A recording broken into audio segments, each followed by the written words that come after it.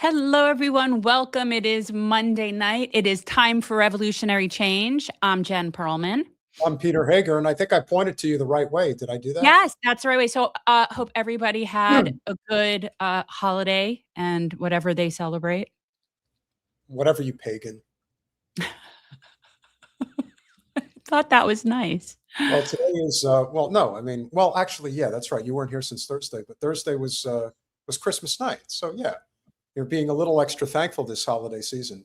But then Well, since Christmas, there's been Kwanzaa. So I just, I don't know.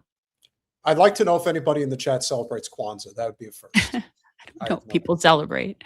I feel like we've still been on a holiday break. Well, yeah, I would definitely say so. But I would also say that I never know what to do the week between Christmas and New Year's, really. It's this very strange week. Yeah, well, it's difficult for me because I'm just so used to working and there's not a lot that I can really do right now. And that's the thing. It's a very odd week. Yeah, it is. I would say that it's the end of the year, and I know a lot of people like to get into the whole, what are the top stories and, what happened this year. There's only one good story that we can really report on because this year has been such a dread, and who the hell knows what next year is going to bring. So I guess we'll get the good part out of the way. We have a channel that now has some sustainability in the world of political dialogue, and that's, I guess that's something positive. Yeah, I mean, is that your your positive thing coming out of 2025? Is that it? Like, it's been good for our channel? You know what, to be honest, disaster and impending revolution is good for us. Yeah. I would say that a pending revolution is definitely happening because of what we're staring down right now. And on the opposite side, we also have very nice complimentary people in the chat. Despite you. Some of the crappy. Thank you, Ken Man G. Is 1982 your birth year? Maybe. Or the year you graduated from high school? I'm gonna need to know these things. No, it's the year he had. I need to know your frame of reference. See, that's how considerate one gets, I suppose. On the side, we are. No, it's just that somebody being it's a very gorgeous is very relative. Yeah, that's what I'm saying. We're ending the year on a very not so positive note because it does appear that the attacks have ramped up in Venezuela, which again is not a surprise. We all know why. I have a message for anybody in the chat who is a Trump supporter, has been a Trump supporter, and had to basically deal with, let's just say, they called it the right-wing conspiracy when Clinton was in the White House. Well, there was definitely a neoliberal conspiracy against Trump, especially during his first term. Now, this is not to say that he was somebody that I'm lauding or think, I have anything really good to say about. I don't. But it's like the boy who cried wolf, as you constantly talk about. When you go after somebody nonstop, there is this tendency to want to come to their defense, even if it's not warranted. What I will say is that if anybody has followed our channel since we started, we were never Trump bashers in the sense of everything he does is evil, everything he does is terrible, he's a Russian agent and this and that. No, we were very fair and even-handed. Clearly, he's not who everybody thought he was. We said that from the very beginning. He stole a lot of Bernie's rhetoric and turned it into this fake populism, which obviously... Okay, can I go back to the fact I didn't like him since the 80s. Like, I've always thought he was a douchebag. Like, always. You know what I mean? Like, so it's like, yeah, no, I've never been a fan. But I do appreciate that he says the quiet part out loud. Like, I appreciate the wake of him. Like what he's going to leave. And that is what I've been saying all along, is he facilitates the revolution.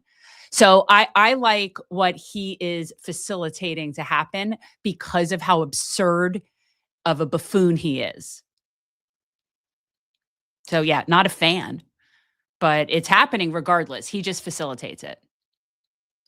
If anybody still thinks this man is worth defending,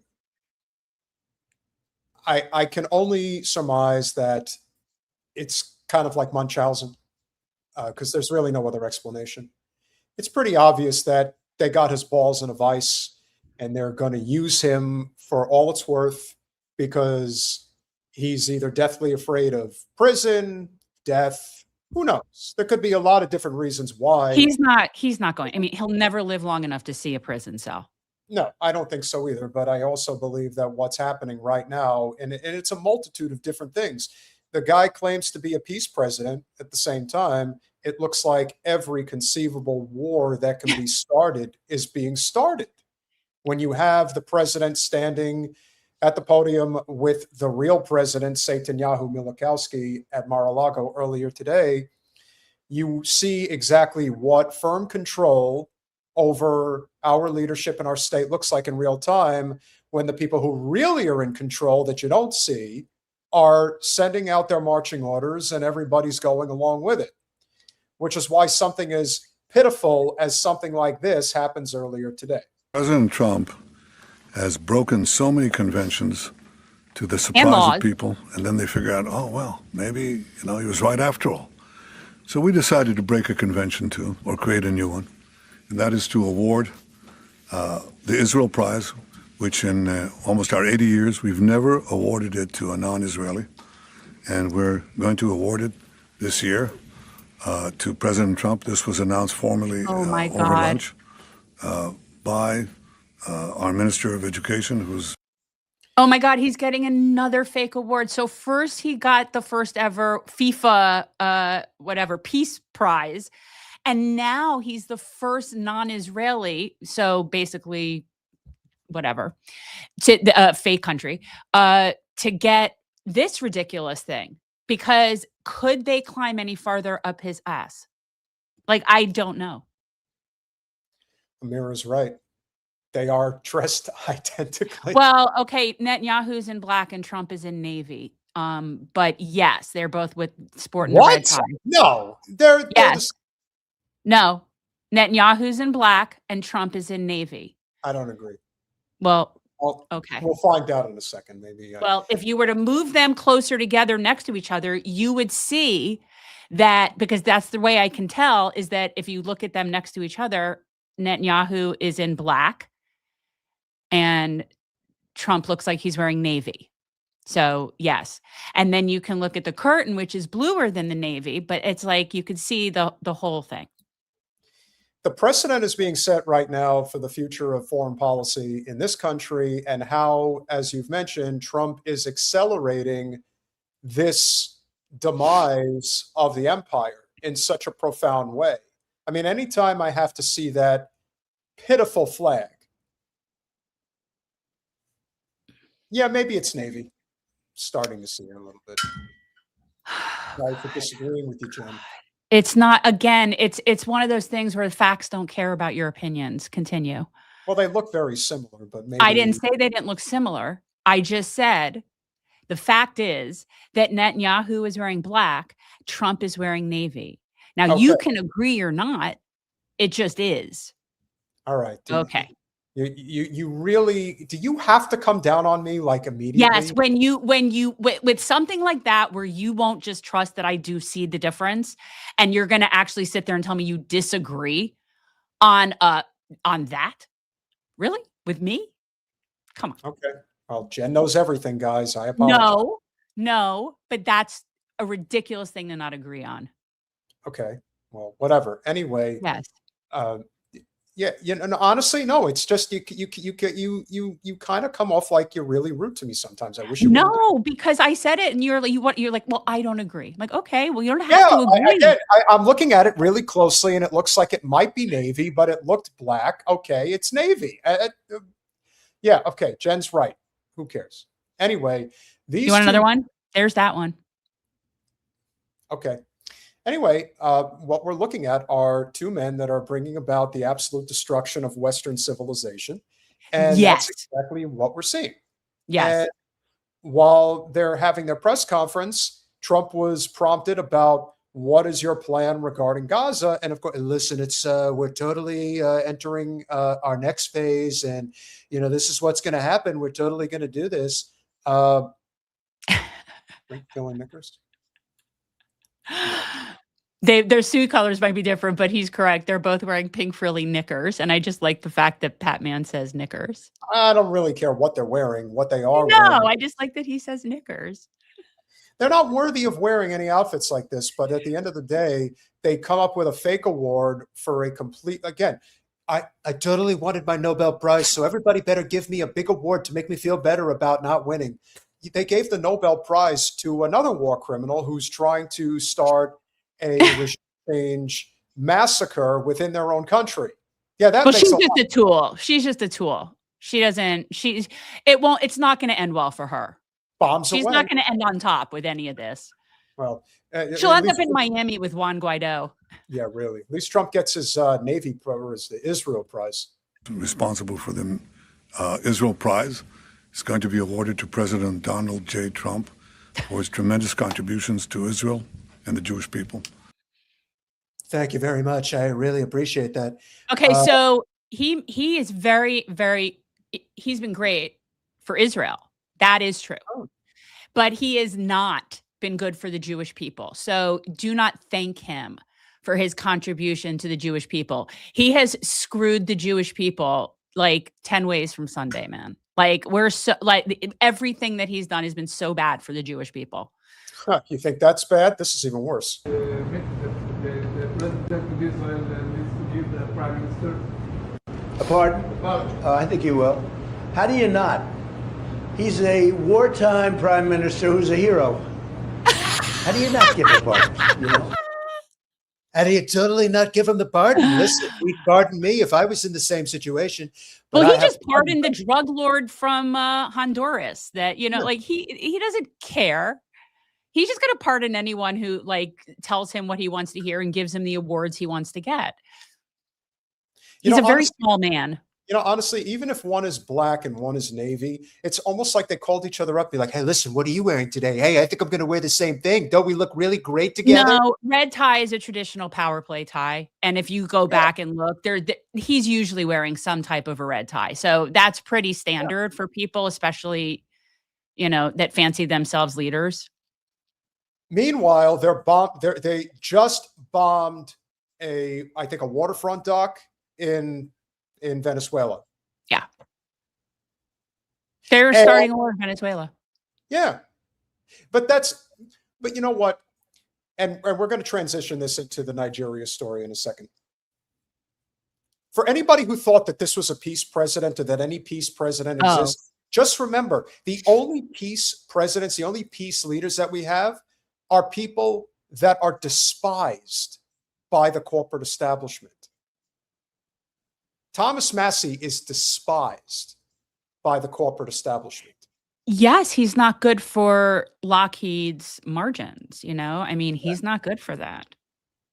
And that is, in essence, essentially what it all comes down to. The idea that the president of the United States is advocating for a pardon on behalf of another world leader to put pressure on their own government. The only thing that is keeping any portion of Israel together right now is that there may be some citizens there who are looking around thinking, yeah, we're going to end up like the Third Reich. Like that's where we're headed.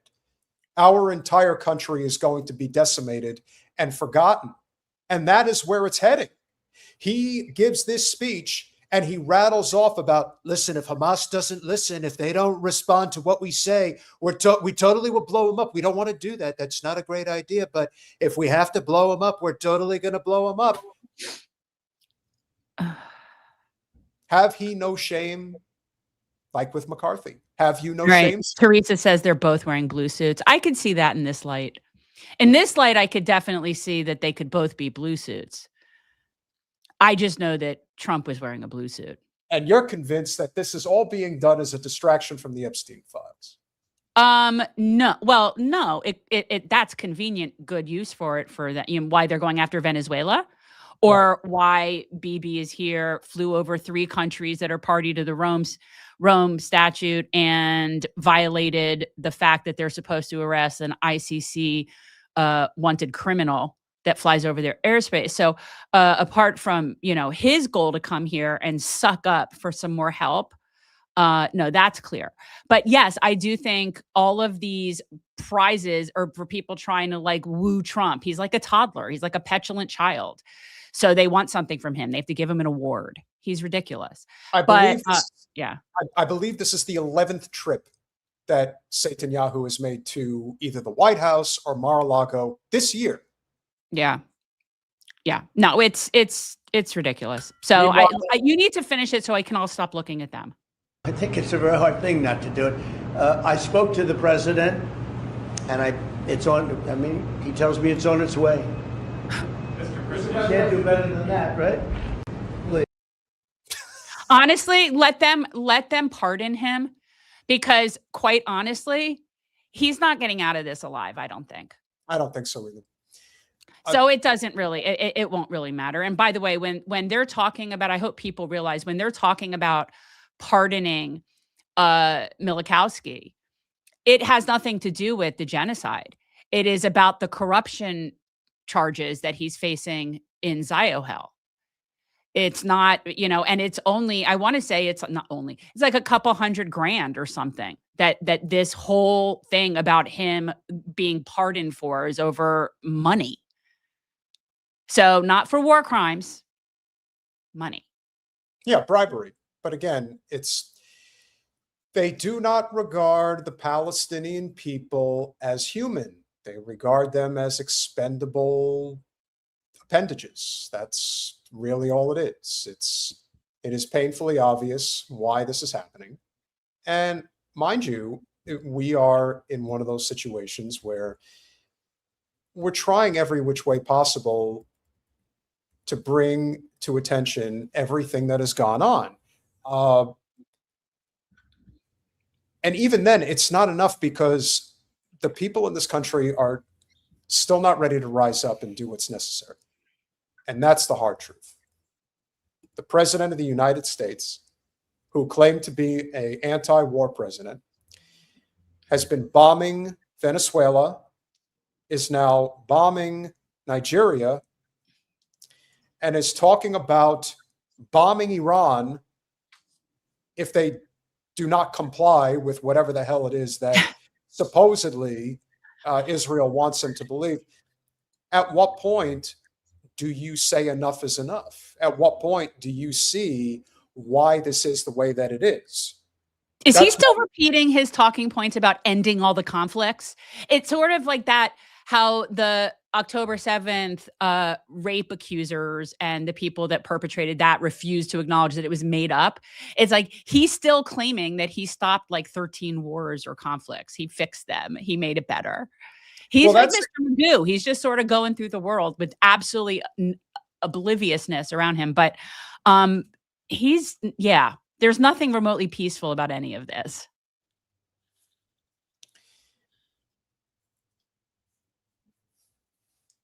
I don't pay any mind to any of the shit posters that are out there. You know who they are, guys. And that goes for both sides. It's the people that either think that these posters are correct. Let me assure you that the overwhelming majority of people that do this for a living, they're not doing it because they care. They're doing it because they want to get paid. And they will compromise their integrity for very little money in many cases. So when I see people getting all ramped up about the midterms next year and the next possible presidential election and what type of access are we going to get to these people? Why does that matter? What does that even mean at this point? Now, there'll be people that truly stand out from the crowd that deserve coverage, but this idea that we're still living in some semblance of a democratic republic. We're not. We're in a collapsing empire. It's so obvious. How in the flying F can we sit around here and think that that's not what's happening? That's my question.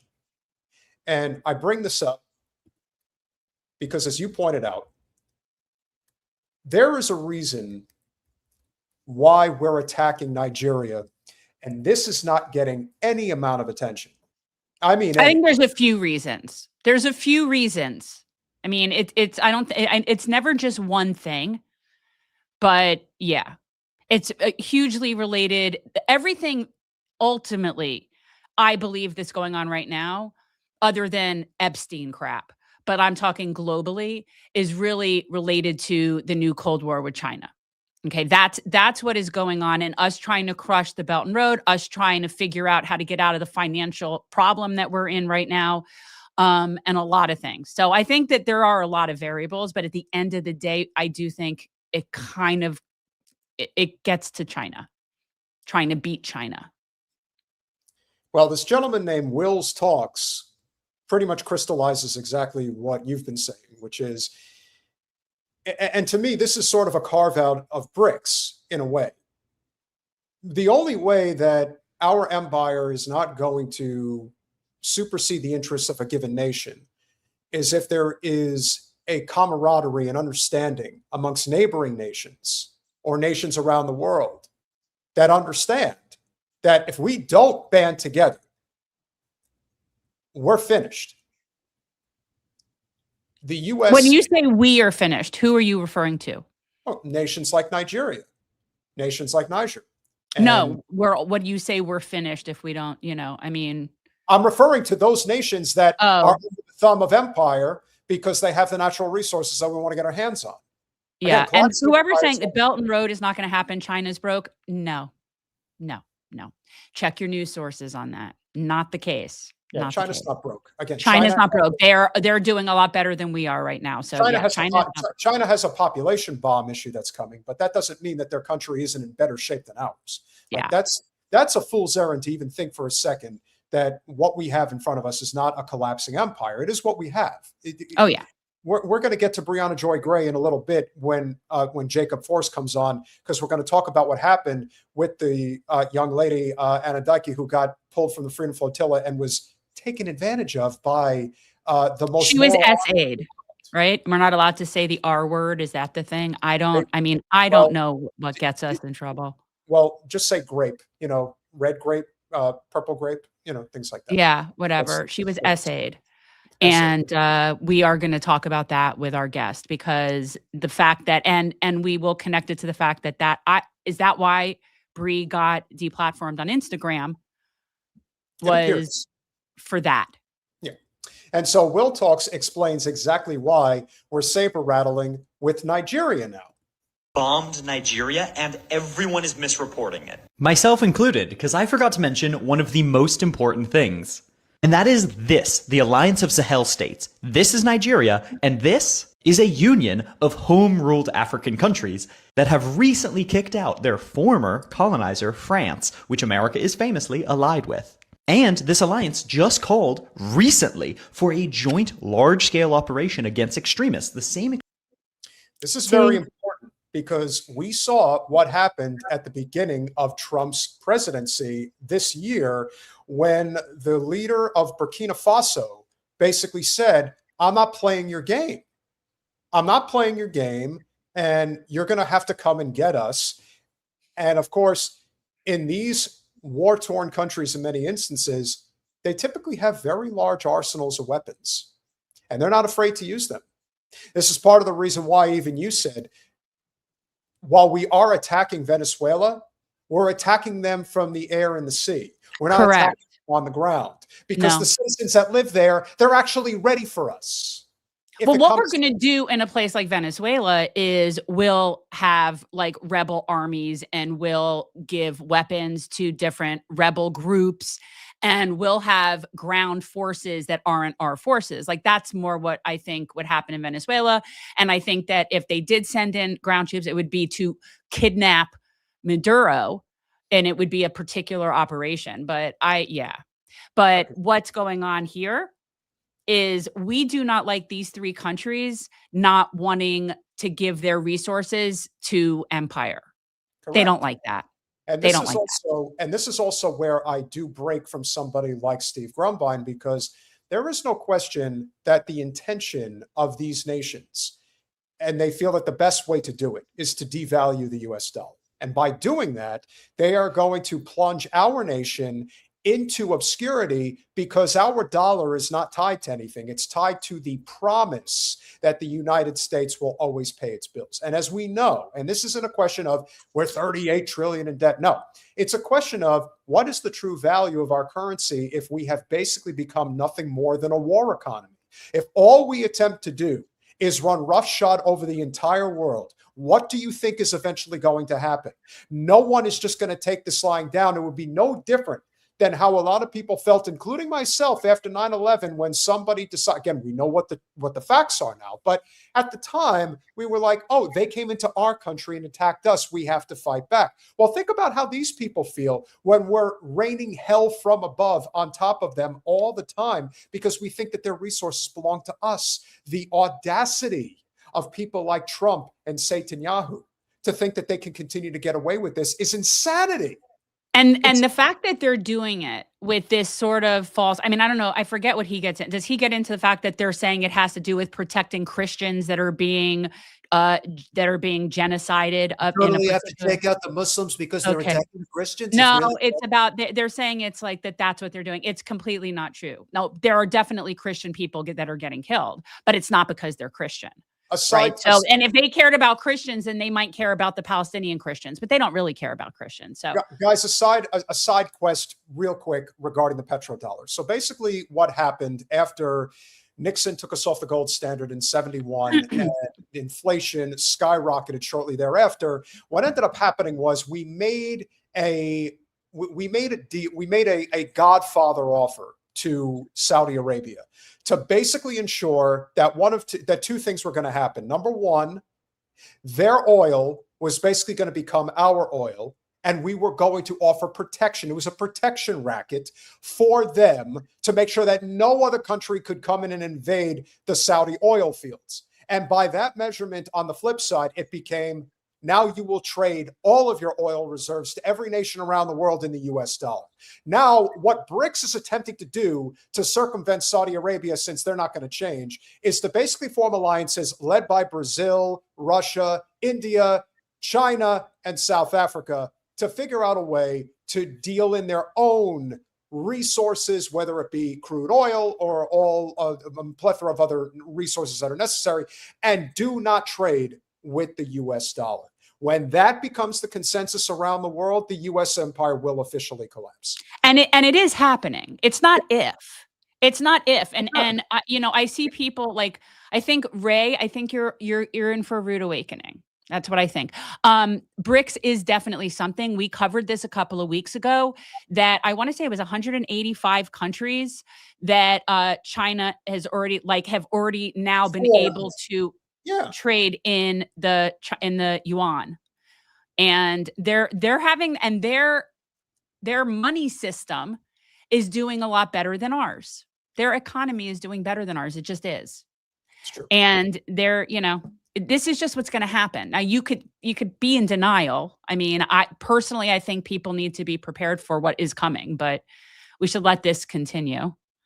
Extremists that Trump claims to be fighting in Nigeria. For context, these three states, as well as I believe one of these now, within the past 2 years have undergone mass revolutions against the French colonizers to kick them out and retain control of their resources. And America, through labeling them terrorists, spreading and propagating mass propaganda campaigns against them, and at times enabling actual military violence against them, have clearly labeled and expressed their interest in ending this home rule.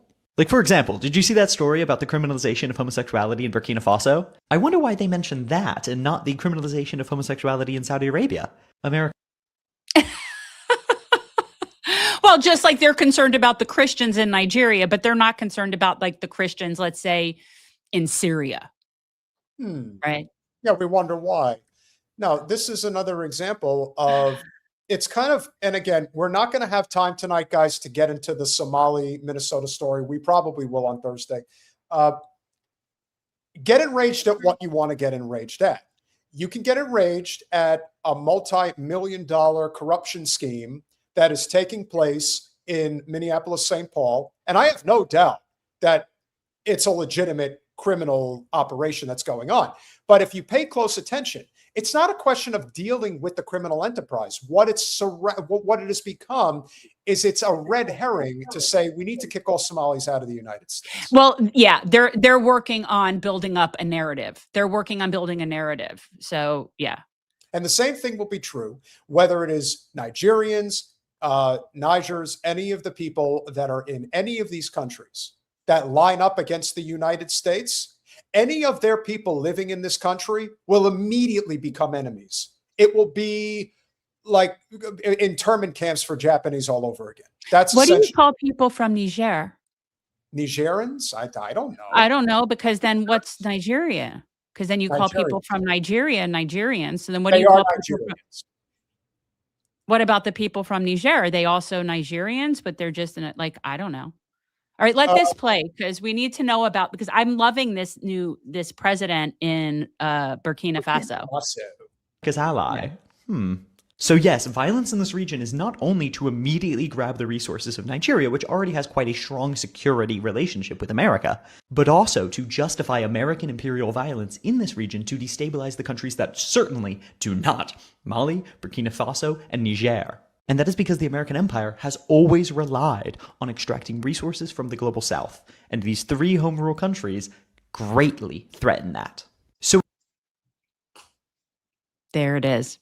And ultimately, why do we need to totally commandeer it as opposed to just work with those people and trade with them, right? Why is it that we have to go in there and take it over and commandeer it? And that's where we circle back to the new Cold War with China and about making sure that we can produce and have resources. But it's too little too late is the problem. And we just look like we're grasping at straws. Oh, I agree. Threaten that. So it is important not only to undermine the myths that they make up to justify this violence, but search for the real reason they are aiming to inflict it. And that, from my analysis, will always come down to the American empire continuing to do what it always does, extracting from the global south. And we should not search for excuses for them to do it, and we should destroy each and every excuse they do. There is no Christian genocide. There is no validity to them attacking ISIL when they also funded ISIL. And they are certainly not protecting African sovereignty by attempting to undermine popular regimes that literally ousted colonizers. It is also illegal under both federal and international law. Condemn this on all fronts and tolerate no lies about it. Word. Now, a very important point here that I don't want anyone to be lost on anybody here is that when you think about all of these terrorist organizations, even though you say one man's terrorist is another person's freedom fighter, all of these organizations, particularly they're funded by Netanyahu. Do people not see the scam? Well, they're all, it's a circle. It's like a giant circle jerk with them. But, you know, we know that the term terrorist, right? That's a construct. That's a complete construct. Like, that's a made up in terms of there is no person that falls into that once you look at nuance, right? Like, it isn't necessarily black and white. Like I always say, one man's terrorist is another man's freedom fighter. And by we, you say that very loosely, United States empire uses that term as to punish and go after political opposition and people that are potentially leading popular movements against empire. So that term is used just basically for political purposes. Because the way that I see it, it is not based on who hurts the most people, right? Because that would be us. Then the United States would be the world's largest terrorist organization, but I don't think we're going to put ourselves on the list. So I just think that they use that term to just decide who they want to go after. And if you label someone that, then you just like if you label someone in this country an enemy combatant, then all of a sudden they don't have any constitutional rights anymore. And you can just declare them that. So terrorist is just a word. I think it is, but I am asking people to become more aware of how the game is played. I would say that's probably the bigger problem. Our war economy is cratering right now. And when we think about ways that we can fight back against this, there's not a lot of options other than boycott, divest, and sanction. I got it right. I finally did it. I didn't know you didn't do it before. BDS is the only way to do it. Now, friend of the show, Blakely, who does really solid content, she brought up a story that I was not aware of that I think is very, very important. Now, for those of you who don't know who Mark Constantine is, he is the CEO of a company called LUSH. And they make all different types of, we'll just say, bathroom products. Soaps, shampoos, conditioners, bath bombs.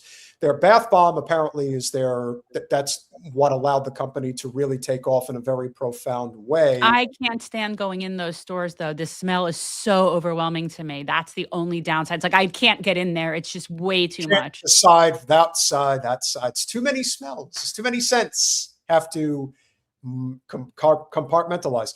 I bring this up because when I lived in Delray Beach for 7 years, I would go to the town center mall, and that is a mall for the very affluent of Delray and Boca Raton. And in the store, in the mall, I should say, there is LUSH. Now, if you want to talk about where the Zio scum live in mass, it is Boca Raton, Florida. And I have no doubt that they frequent, or at least have frequented, this particular store. And so Blakely is now going to enlighten us about the position of the store that's called LUSH. The energy. Okay, this is the energy. This was said by the CEO of LUSH, which is the cosmetics brand that supports Palestine. They recently brought back their watermelon soap, which 75% of all of the proceeds from the soap go to child amputees in Gaza. So right off the bat, you have one piece of the puzzle economically that is already showing that, hey, we're going to do everything we can to help these children. Here's how you can participate. If you buy this product here, we are going to send a nice portion of the proceeds over there. In fact, the overwhelming majority, we still have to make payroll and rent and all those things, but 75% of the money you spend on our watermelon soap bar, those proceeds are going to help the Palestinian children. Now, how's that for novelty? I think that's a pretty good start. Wouldn't you say so? Yes, I would. Like I said, I have no problem with this company. It's the storefronts. I can't handle it. It's overwhelming. Love this so much. I hope that more businesses will do it. You should be supporting businesses that are actually pro-Palestine. You should be supporting businesses that bring this kind of fuck you energy to the conversation, because I feel like there's been a little bit of slippage and people need to get back to business, okay? And as great as this is that they're doing this, and I do love this, we also need to remember that we need to be pushing our governments, because what we don't want to see, which we see way too often in our country, is people privatizing things that the government should be responsible for. I've been thinking about this because I keep seeing those tunnel to tower commercials where they're telling you to donate to like help veterans. And I'm like, excuse me, why isn't the VA taking care of this? My point is, everybody should be doing this anyway. That is a great point. And not only is Mark Constantine worth about $500 million, I mean, talk about a successful small business that he and his wife have built over, I believe, 30 years. Here's the kicker, which I think is the most important point. He is not only somebody who is vehemently against Israel and what they're doing, and what makes it even better is he's from the UK. So he's from a country that is still dealing with a portion of the population that is very much in favor of Israel. So that's but they're having a lot of problems right now. They have less free speech than we do, and they have people dying on a hunger strike right now. So they've got some issues. Yes, without question. And therein lies the bigger issue here, is that not only is he against what Israel is doing, but he's making it very clear that if you do not support Palestine, don't bother coming to my stores. You're not welcome here. And it's true. That is the energy that's needed. Now, do I think that there is going to be some type of a swift boycott of sorts at, let's say, the Boca location, yes, I'm sure there will be. And I am sure that there will potentially be the schmooly-like scumbags of the world that are going to stand in front of LUSH and tell people not to go and shop in there, that they're anti-Jew, anti-Semitic, whatever the hell it is they're going to come up with. But you know what? If that's the case, then it's working. That's how you make the change. Only happens. I have said it forever, and I will continue to say it. The only way you make change in this world with the powers that be is you got to hit them where it hurts, and that's in their wallet. There is no other way. That's the only thing they care about. So if you start doing things that are detrimental to the bottom line, okay, I think Constantine has done a very sound calculation that, yes, I'm going to lose the Zio demographic, but I'm going to gain a hell of a lot of other people that are going to appreciate what we're trying to do here. And if you ask me, that's where it's at. Of course, I love to see it. I love to see businesses doing the right thing. But when it comes to funding, we all should be pushing for the funding not only to stop to the Israeli regime, but it should also be the responsibility of countries around the world, including the US and the UK, to rebuild Gaza, because it was bombs that we paid for that destroyed it. So now who's the next small business company that's going to step up and do what's necessary? We know it's not going to be Starbucks. That's how it starts. No. And that's No, not it's a, definitely- yeah, that's not, you know, there's it is kind of apples and oranges when you're talking about that size. But that's a good story. And that's good to see. Because we don't see much in the way of positivity when it comes to BDS. There aren't a lot of those stories out there, but that's a really good one. No, we come across it from the other side, where you see businesses in global places kicking them out, right? Like, we see that they're becoming pariahs around the world as people. Yeah, well, so we're seeing it. I mean, we're seeing like small businesses say, you're not welcome here. You're seeing signs in businesses in Greece, and you're seeing signs in places that indicate you are not welcome here to Israelis. And it's very well deserved. That is a perfect segue into what is a very big story brewing right now across the globe in Japan. It appears that the Japanese, now listen, Japan, I believe, is the most homogenous nation in the world, but they just don't want Israelis in their country at all. They basically are done with them. And that is to their credit. However, it gets a little bit, it gets even more profound when you understand why they're kicking them out, why they don't want them there. This is just one example. And Colin, please pull up the story as I pull up this clip. So this happened recently on the streets of Tokyo. And it's a prime example of why the Israelis are getting their asses kicked, literally and figuratively, in and out of so many different places. But Japan appears to be the next place. Get out! Fuck off! Fuck off! Fuck yourself! Shame on you, you murderer! Rapist! I don't give it to your kid and your wife! This is in Tokyo, mind you. This is in their country. This is no different than the clip we had to show you guys a week ago when they did this in Italy.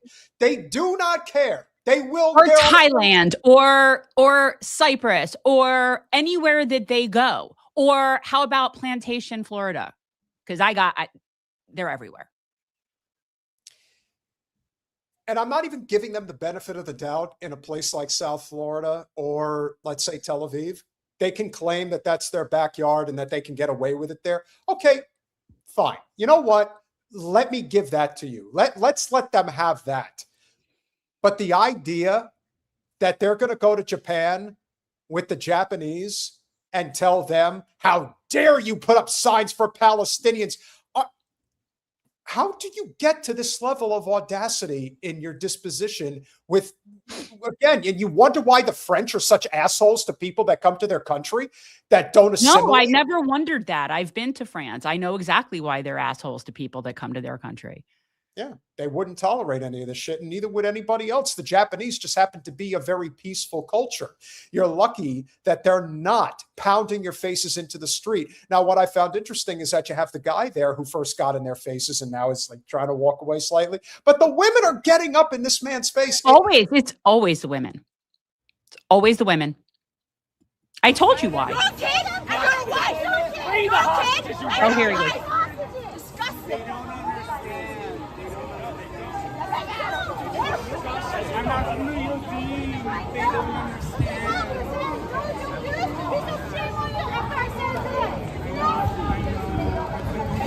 I just want to know when this guy had his balls successfully removed from his body, because clearly he's just trying to, like, you know, be a peacemaker in this situation. He's out of his element. He's way out of his element. He doesn't know of the Zios.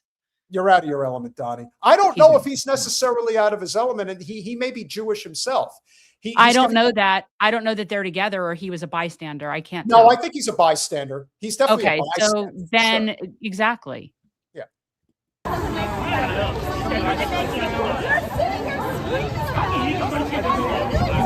It's hard to get Japanese clothes. I said, bring them up. Bring them up in the morning. And he just like, oh, I don't know. These people, these Japanese, are protesting a genocide, and these scumbag bastards from a land that doesn't belong to them are telling them, bring them home, bring them home. And I thought they were Who? home. Well, how old is this video? From a little earlier this year. Okay, so it's when there were still hostages being held. So that's why. Evidently. Yeah, okay. Again, what the fuck do we know? You know, I keep trying to explain to people that you really think that the average person has any fucking clue as to what's really going on about whether there's hostages that still exist or not, or if there were any to begin with, or if they weren't being held in some protective custody. You know, you tell me this shit all the time that you don't think Charlie Kirk is dead. I don't tell you that. I tell you that I wouldn't be shocked if he weren't. I don't understand why there's been no burial. I don't understand why there's no autopsy. I don't understand why there's not been a forensics report. I don't understand a lot of things. So with that being said, could he be in a witness protection program? Sure. I don't friggin' know. I haven't seen a body. There wasn't a blood. Look, I'm just saying. I also don't know that Epstein's dead. And we unfortunately live in a world where I find it hard to believe things based on that we've been continuously lied to. So, you know, again. I'm not disagreeing with that. I'm simply saying that what we're seeing here is a situation where these people are in a land that is not there. They're in a country as visitors. Oh yeah, they don't care. If they don't give a fuck, they're like, no. They see people. You don't understand. You don't know how it is. Did you stop to think that maybe it's you? Maybe you're the problem. And this is just a prime example of that. So we'll finish it up.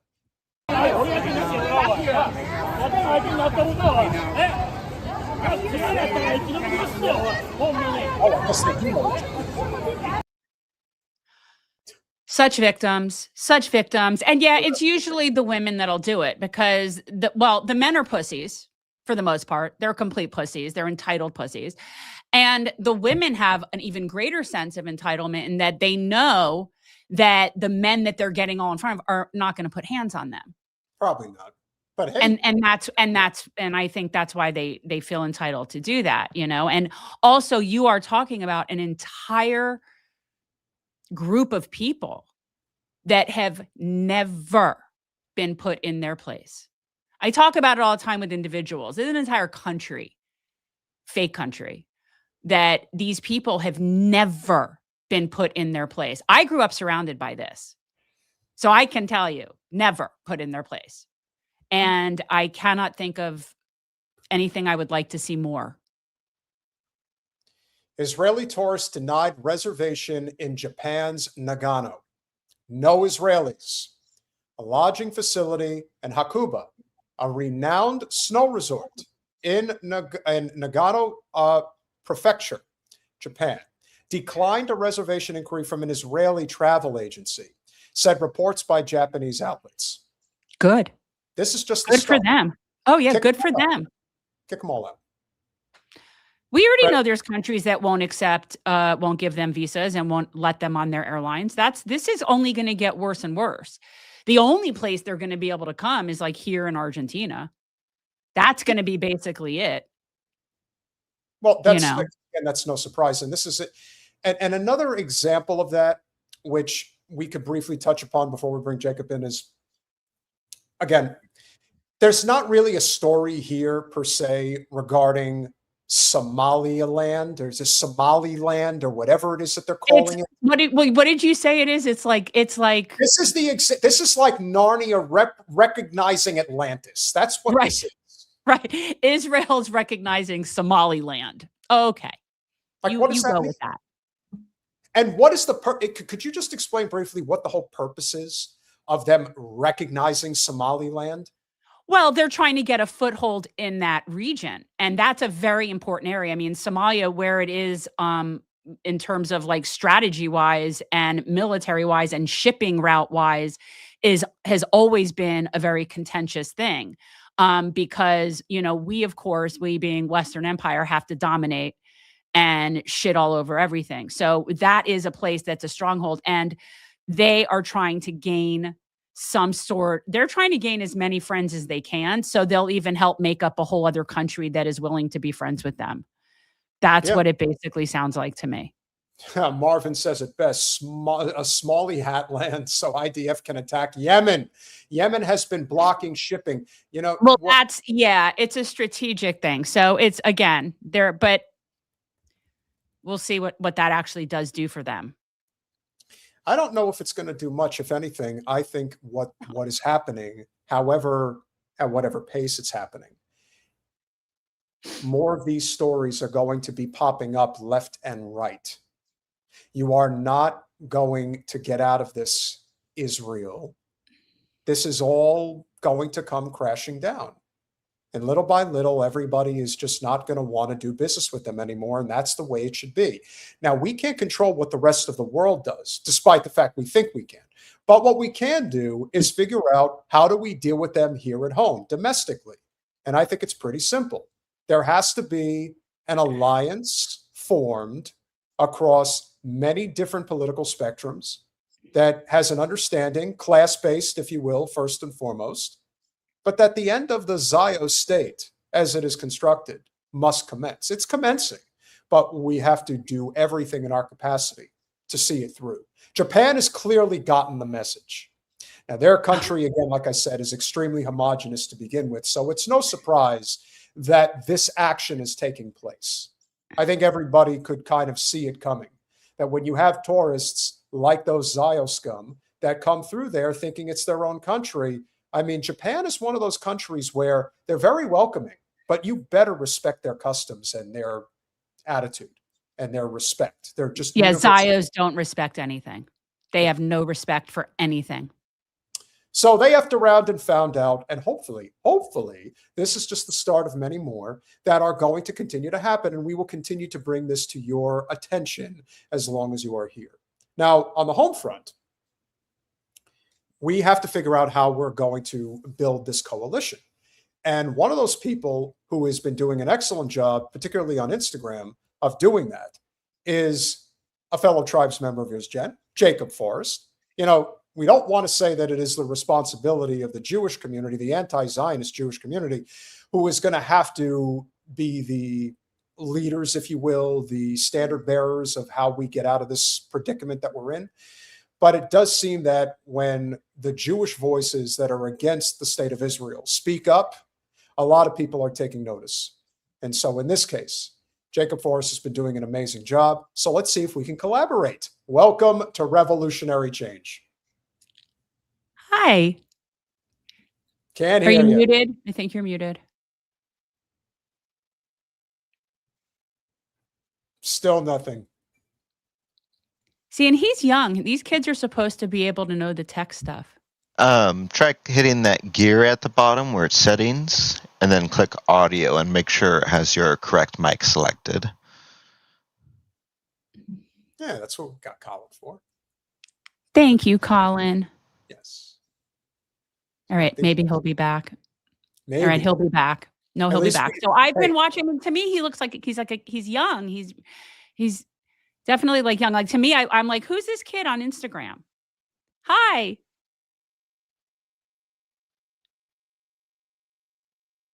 It's okay. Brother. Sign language. We've had issues. We're not we're not without having technical problems ourselves. We've tried.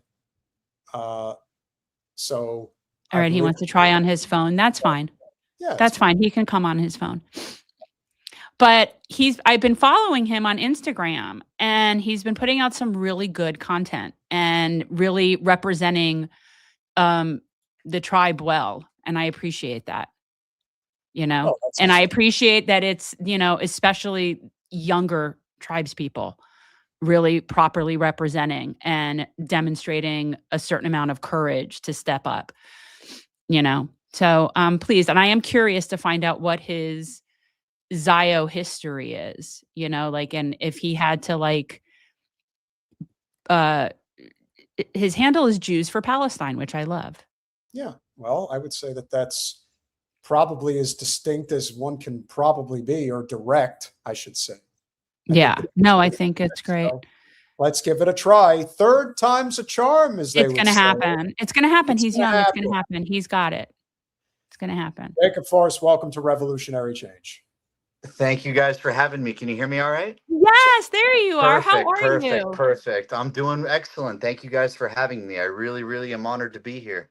I am so curious because I don't know when I started noticing you. Peter handles all of our social media, and I have my little voyeur artist account on Instagram that I only look. I don't really post anything on there. And I came across you, but it wasn't that long ago. So where did you come from all of a sudden? Where have you been the past couple of years? Were you, and tell us, were you raised Zio? Yeah. So, like I said, first and foremost, thank you guys for having me. I'm really honored to be here. Now we had a little bit of technical issues at first, but yeah. So to answer your question, I was raised, like most Jewish Americans, with a typical story about, the state of Israel and what the state of Israel means as somebody who is Jewish, especially here in the United States.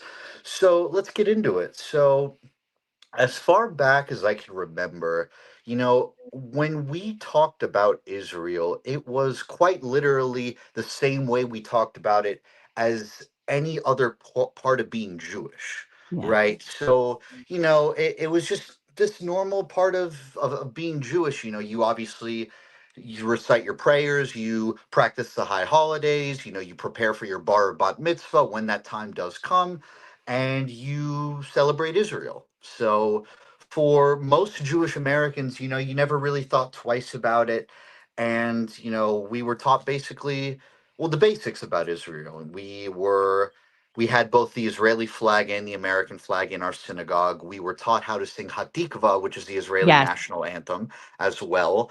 And, we were taught that Israel arose after World War II and the Holocaust. And so it was essentially just just the relative basics about Israel. We were not really taught much about the Palestinians at all, really. And I'm sure you guys are familiar with the whole land without a people for a people without a land myth. Yeah. Well, I was raised Zio. So that's why I'm asking. Okay. I started deconstructing a while ago. I'm always interested. I grew up in North Miami Beach. So Really? I'm from the mothership outside of Brooklyn. Yeah. I live 25 minutes north of North Miami Beach. I live right to the west of Fort Lauderdale. So do I. Where are you? I'm in Plantation. So am I. Wait, I knew that was coming. I so knew it was coming. Oh my God. Where have you been? How come I've never seen you? What are you have you not? I'm telling you, this is like right out of Casino. Freaking Jews really do stick together, don't they? No, Nice. but seriously, did you at least vote for me? Oh my God. Wait, so you ran for Congress? I ran against Debbie Wasserman Schultz. Are you serious? Yes. Twice. No way.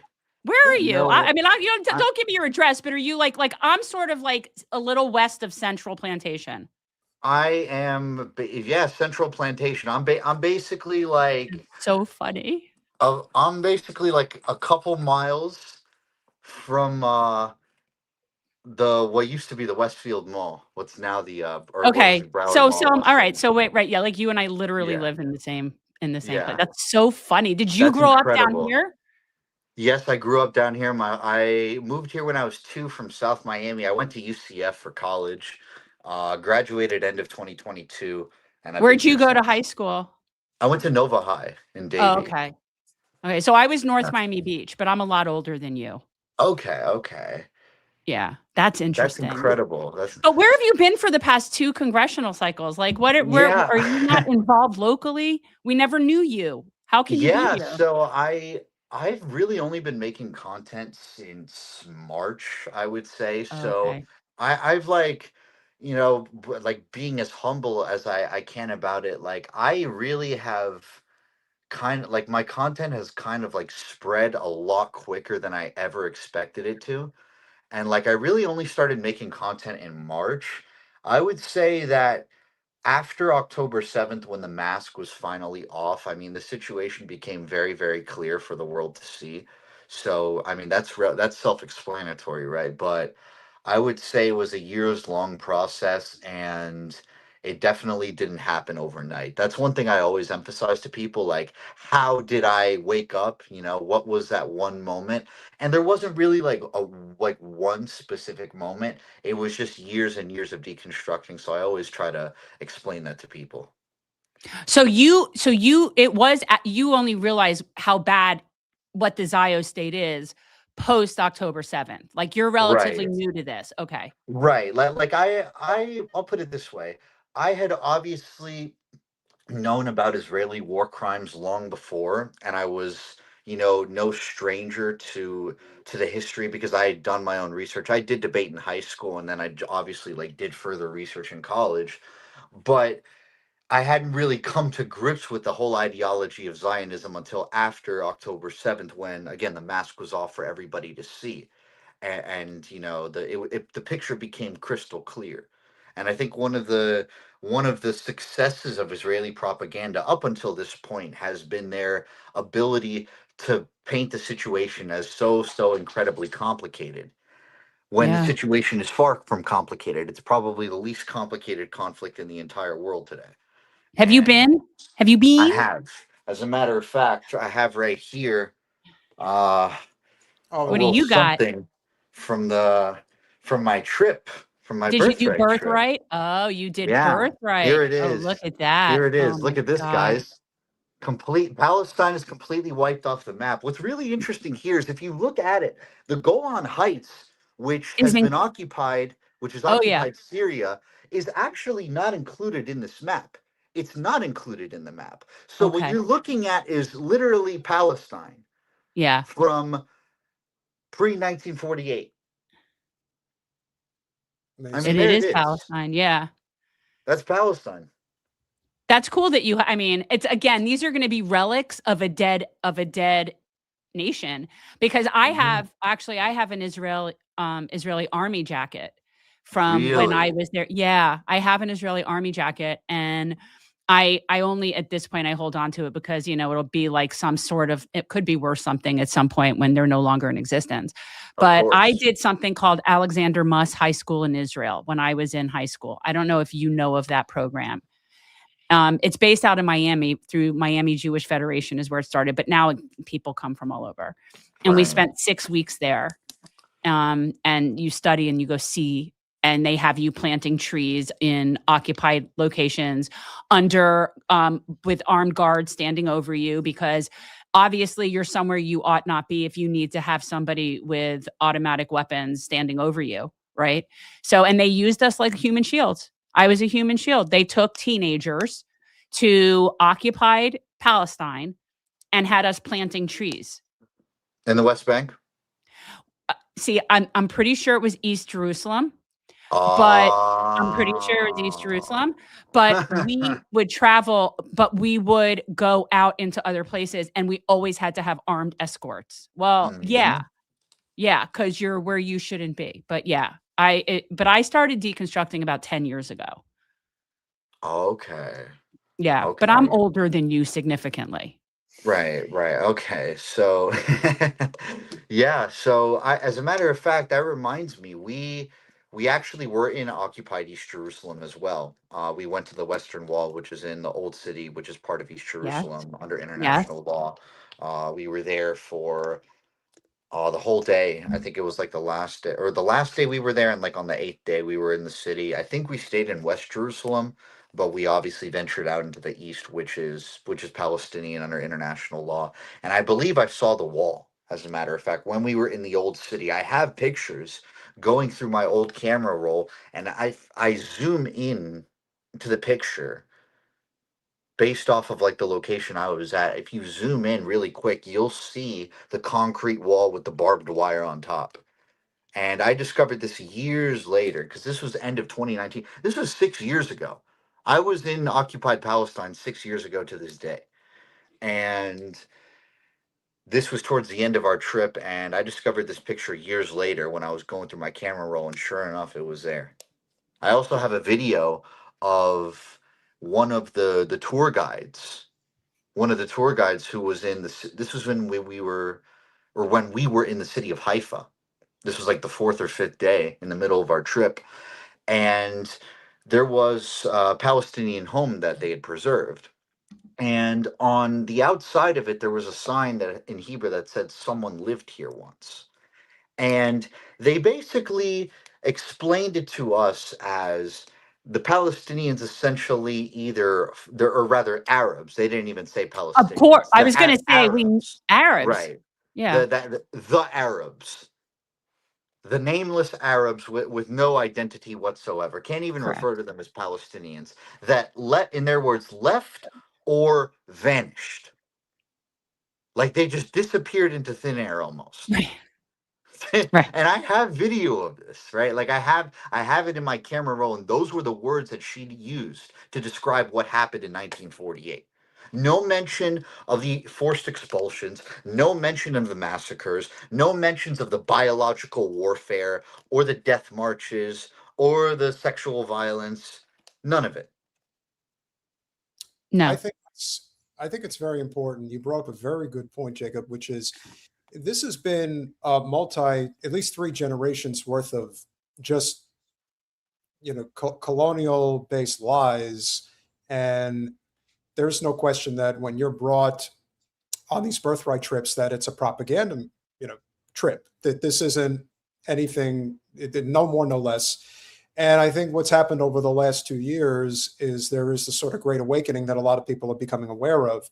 I want to play this brief clip from a gentleman by the name of Elon Glickman, this has been moving around on Instagram. Apparently, this is a birthright trip all the way back in 2018.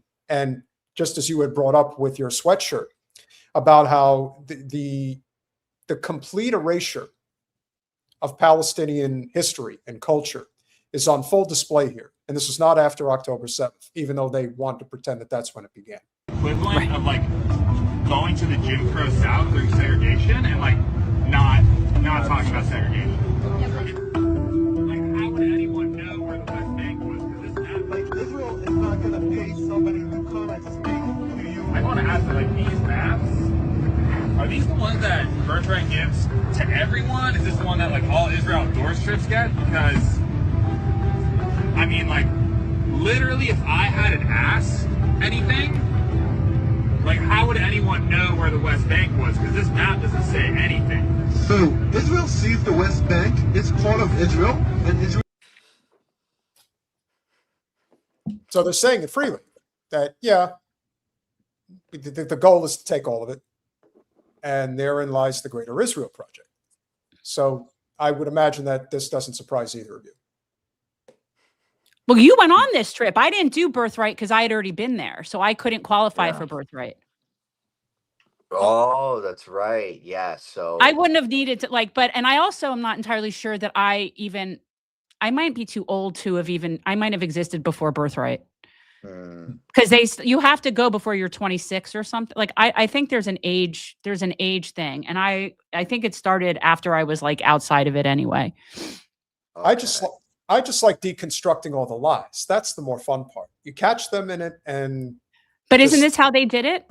They would get on and tell you stuff. Yeah, I would say that the way they portrayed it is like they showed us it wasn't as bad as that where like the maps that they showed us were completely wiped out. However, what I will say is like with obviously this hoodie that they gave us and the maps that we were shown on like souvenirs, for example, I took pictures throughout occupied Palestine. Most of the souvenir shops that we went to had that exact same map. I would say that when they went over the history since 1948, they at least had the decency to show us the lines as far as where the West Bank and Gaza were. However, the narrative was always that Israel was defending itself every single time, right? Like so they obviously brought up the 1948 war, and they didn't mention the word Nakba a single time. They didn't mention the expulsions or the various atrocities that I listed earlier. And they always frame it as a war of defense, right? So they frame the 48 war as a war of defense, the 67 war, 1973, the invasion of Lebanon in 1982. So the narrative was essentially the same. There may have been like a little bit of differences. Like they weren't, I guess, speaking as freely, saying, "Oh yeah, like Israel considers the West Bank part of Israel." They'll just say like, "Oh, it was disputed. It's disputed territory. It's complicated. It's Blah blah complicated. blah blah." Yeah, blah Right. blah blah. Justification after justification. So, long story short, not as open as that, but not far off. Israel does not put anything on our maps around the West Bank because the West Bank is just like Tel Aviv or Jerusalem. I mean, literally, like I said, erasing Israel, the fact that Palestine even exists. Palestine, if you ask anybody in Israel, But it's not fair. I think the real issue is that it's inappropriate for like all of us to be told that the belief, like to be shown this map as if this is the truth, when like only Israel and the Israeli government seems to think that the West Bank is part of Israel, when the entire international community and Palestinians themselves would never say that. And the reason is because the people who live there can't vote, they're under military occupation, their water is being controlled by somebody else and they can't get enough access to it. And I mean, their lives are made like a living hell because they can't even like see their families in Jerusalem. They can't get to other cities because the roads are constantly controlled. They have to go through all these checkpoints. And they never know when something could be shut down or when their day could just be made a living hell by the Israeli military. I'm not saying this is the truth. This is what you should believe in. I guess my thing is if Birthright, like I'm upset at Birthright for only showing me this truth when I know there's so many other young American Jews like me, when this is the only chance they get to see this place. Israel is showing you what they believe. And also in Israel, it's very divided. And people believe different stuff. But the West Bank is part of the state of Israel. It's part of Israel. And that's what the Israeli government is showing you. The country of Israel.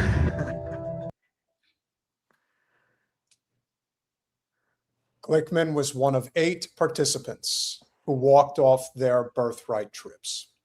Yeah. People have had, I mean, yes, it does happen. I see somebody, I think Sonny's saying people should sort of get in those trips already knowing and try to like undermine and stuff. But it's people are starting to wake up. And who funds them? I think they're JNF. Are they funded by JNF? They're funded by JNF, and they're also partially funded by the Israeli government. Okay, well, yeah, same difference. I'm pretty sure. Yeah, which means they're funded by us. Yes, that's correct. Yeah, it's been this unholy alliance for a very long time. And did you, when you went on Birthright and you came back, did it change your opinion in a positive way, negative way, or it was kind of the same afterwards? I would say for the most part, it was kind of the same afterwards. I definitely was I knew that something was not right. Right? Like I could just feel it. I could sense it. However, what I will say is that because of the fact that they managed to manipulate our understanding of the history, and on top of that, were able to paint it in a light where it was still open to interpretation, that it left a lot of unanswered questions, so to speak. So I knew that I didn't have all the answers at the time, and I would say that part of that, or the majority of that, is because they never took us there. They never took us to the occupied territories.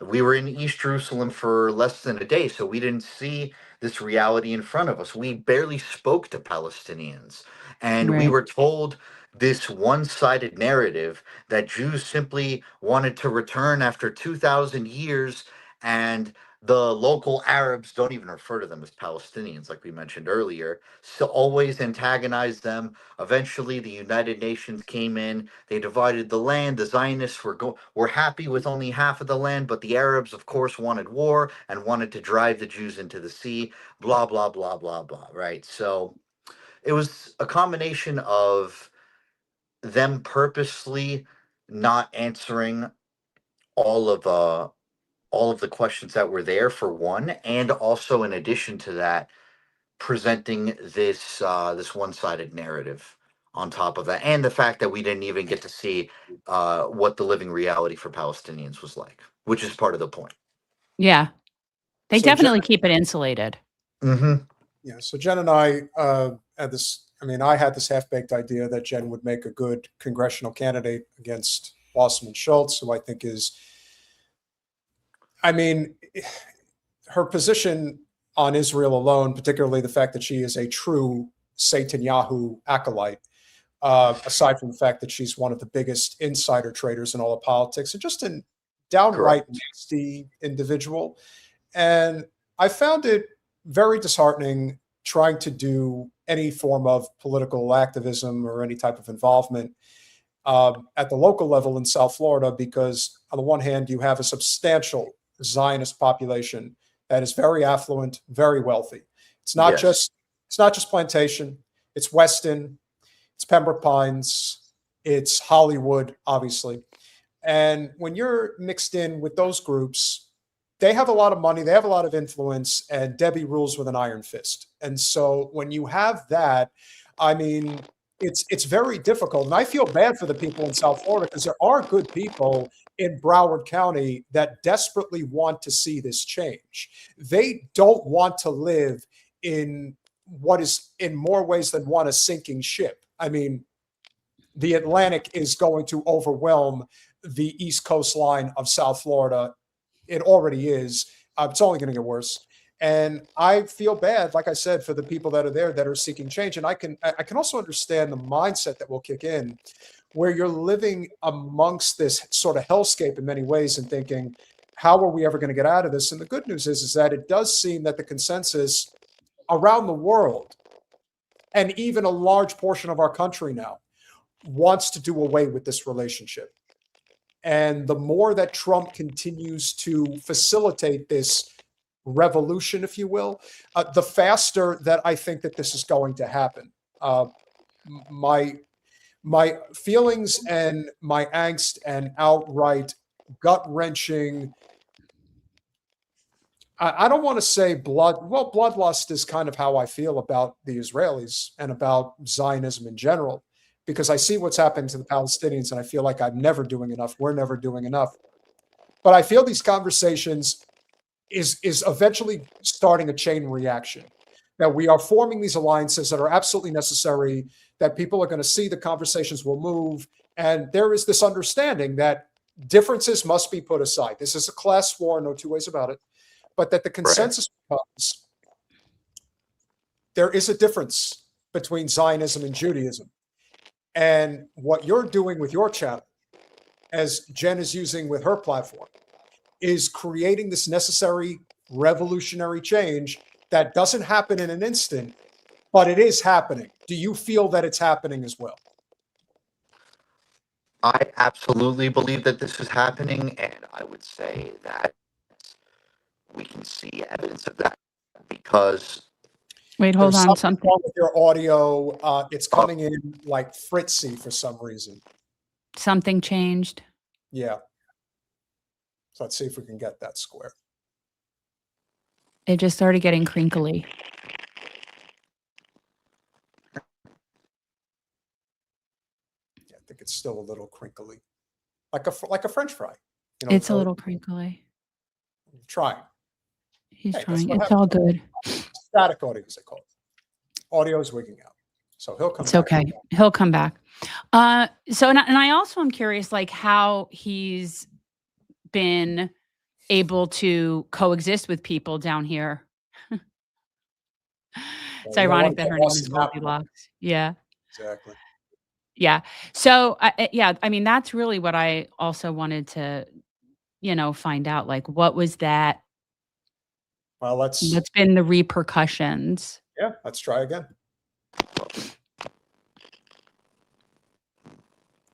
How are we now? Audio. It's froggy. Is it sound like, yeah, it sounds froggy. Maybe try Colin's just refreshing your page, but it might be an internet issue. It could be. Well, he's on his phone. Yeah, try refreshing your page if that fixes. Okay. Give that a try. Yeah, something is awry. Yeah, it sounds robotic. I get that.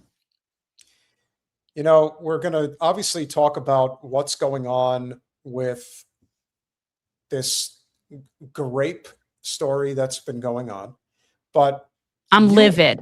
Yeah, but you had mentioned that there is this hunger strike that's going on right now Yes. in the UK, and obviously we saw Greta Thunberg got arrested again. The cracking down of free speech on behalf of the Zio state in the UK, it's like out of sight, out of mind at this point, the lengths that they're going to. I mean, I think part of the situation is, and we have a lot of UK people and UK adjacent people in our chat. They don't have a First Amendment. I mean, I believe that there's something that's sort of an equivalent type of situation for them, but they don't have a First Amendment. But right now, I don't know how many of the hunger strikers there are, but there's quite a few of them. Yes. And they're like 60 days in. I mean, it's getting very dire. Like, you're talking about organs are going to start shutting down, and the UK is going to have this on them. They're going to have it on them. And I don't see how this is going to end well at this point, because they're going to get to a point where even if you then, again, you get to this point of hunger where it isn't a matter of just eating, because it's already done so much damage to your organs. So I don't understand enough about UK in terms of their system. But my understanding is that what's going on with them is the equivalent of when we don't officially charge people and they're just being held there. They're just being held, not charged. I mean, I don't understand exactly how the process works, but they're gonna have to answer for this. It's not gonna go away. So the story about Anna Lightke, which obviously, hopefully Jacob will be able to hop back on, and we'll bring him in. This to me really speaks to the lengths that the propaganda machine will go to in order to protect itself. Left is down, up is down, left is right, etc. And this is just another example of the lie that has been told. Now, as we saw, and we posted this on social media earlier, Mr. I think his name is Gettleman. I think that's his name. New York Times. Sure. So New York Times, Gettleman, Jeffrey Gettleman. So Jeffrey Gettleman is the person who wrote for the New York Times I want to say it was in December or even possibly November of 2023 about the rape story, that there was countless rapes and abuses that were taking place. And let's see if he can hear us now. Jacob, how are we doing? How's it going, guys? Better. There you go. Okay, all right. We're all good. So yeah, this is a lot better. I was able to fix my laptop. All right, there you go. Much better. So before I forget, so how was that for you basically once you realized the hell that is the Zio state? How has that been for you with your people in your life? I would say that has been probably one of the biggest challenges, I would say, because I've lost friendships over this. I have lost job opportunities and business opportunities because of this. There's been a few people I was dating that I don't, a couple girls I was dating that I don't talk to anymore because of this, because of my views. So it's been very difficult. I would say that's part of something that you can expect anytime you go against the grain. I mean, just naturally speaking. So that I think is just the price that you pay to be a part of this movement and to be a part of standing for what it's right, even when it's not necessarily the most popular. And it wasn't the most popular before October 7th. Thankfully, now that everybody is seeing the most grotesque things imaginable over the past 2 years and counting, I think that has changed a lot for many people. But it wasn't after 75 years of this brutality that public opinion in the world really started to change. Yeah. Losing family and friends is not easy. I've had to cut off people as well, and I'm a better person for it, and so are you. And obviously, Jen has with quite a bit as well. This is the 2-year anniversary, I believe, this week. It was late December of 2023 that Jeffrey Gettleman, who, in my opinion, is a proxy to war crimes, wrote the New York Times article claiming grapes, as we have to, be careful with the words. I mean, it's just, it's better. Yeah.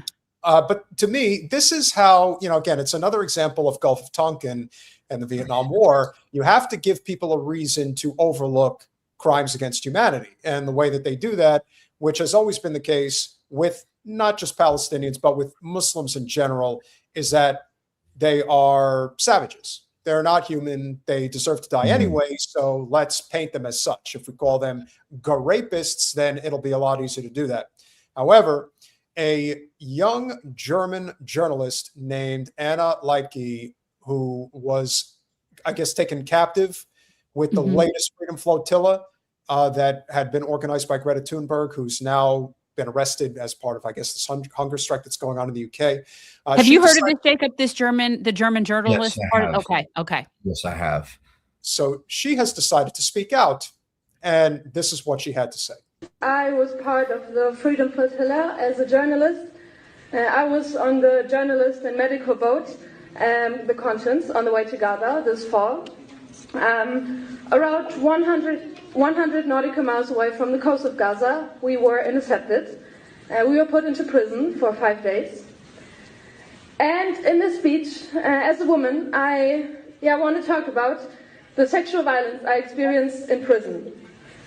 I do not want to talk about it just to put the focus on myself, because it is nothing personal, it is nothing individual, and it's nothing that I should be ashamed about. We were transferred from one prison to another, and during the strip searches, I was raped. Pretty clear as day. Sounds pretty cut and dry to me, but what do I know? I'm not looking for any justification. We all know that crimes against humanity happen in warfare. We know that. Pretty much everybody's guilty of it in one way or another if they're involved, especially if you're involved in a ground war. These were people that were trying to bring aid. These were civilians.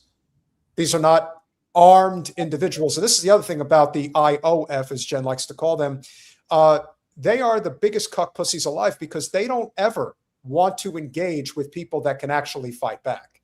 They don't engage with people that have automatic weapons. They don't engage with people that have access to bombs or naval ships. No, they attack people that can't defend themselves. Exactly, Peter. It's not a war. Let's be clear. Not a war. I'm not, Mehdi, I'm not implying that it's a war. I'm simply saying that war crimes happen when there's engagement. I'm not, this is different. This is their, I'm not even attempting to justify it. But and where is Germany in this? Where's Germany? Well, what I'm saying is that they would, under certain circumstances, claim that, oh, well, they were doing it to our people, so we have to do it to them. They decided that they were going to pick this cute girl out of the bunch and say, oh, let's go to town on her. Let's gang rape her. And the fact that she is able to handle herself in such a strong-willed fashion to say this. But as we know, no one is talking about it. No, and this is what got Briahna Joy Gray kicked off of Instagram. So we're talking about it because as the establishment, go fuck yourself. Yeah, don't tell me what I can talk about. This is insanity. Also, just adding to that, Peter, before the line got cut, my connection got cut off. I would say that because not only just from the sheer number and the sheer depravity, I would add, of these atrocities, but also the fact that these people, meaning figures in the Israeli government officials, have been so shameless about it that people who otherwise would have no clue what's going on are in absolute horror at the things that these people are saying. And so what I would say is that this has gotten to a point where the Jewish community, I would say, is split 50-50 as to whether or not they support the Israeli government's actions in the Gaza Strip over the last 2 years. I believe it was a poll that came out in October or November of this year where 48% of American Jews said that they disapproved of Israel's actions in the Gaza Strip. 46% of them said that they approve, and the other, I think, 6% were undecided. So it's very 50-50. And I saw I think it was a Washington Post article that said 39% of American Jews believe that Israel's committing genocide, which unfortunately is still the minority, but 61% believe that Israel has committed major war crimes in Gaza. And if you add 61 plus 39, you get 100 out of 200, which is dead even. So I would say that it's safe to say that now in 2025, the Jewish community is dead split as to whether or not they want to keep supporting us or not. That's not to say that the majority of them are anti-Zionist. I want to be clear. Oh, but yeah. It is showing, and I'm sure you could testify to that, Jenna. Yeah. I mean, we're members of the community ourselves, so we know this. We're no stranger to this, but things are changing rapidly. Yeah. This is why, Bree is a friend. She's been a guest on the show, and she is somebody who has also not pulled any punches about the future of this country. She and I worked on a project that I'm not going to get into now, but she was somebody who was willing to buck the orthodoxy and buck the establishment. She is an exceptionally intelligent and well-executed journalist, and she's not willing to play the game.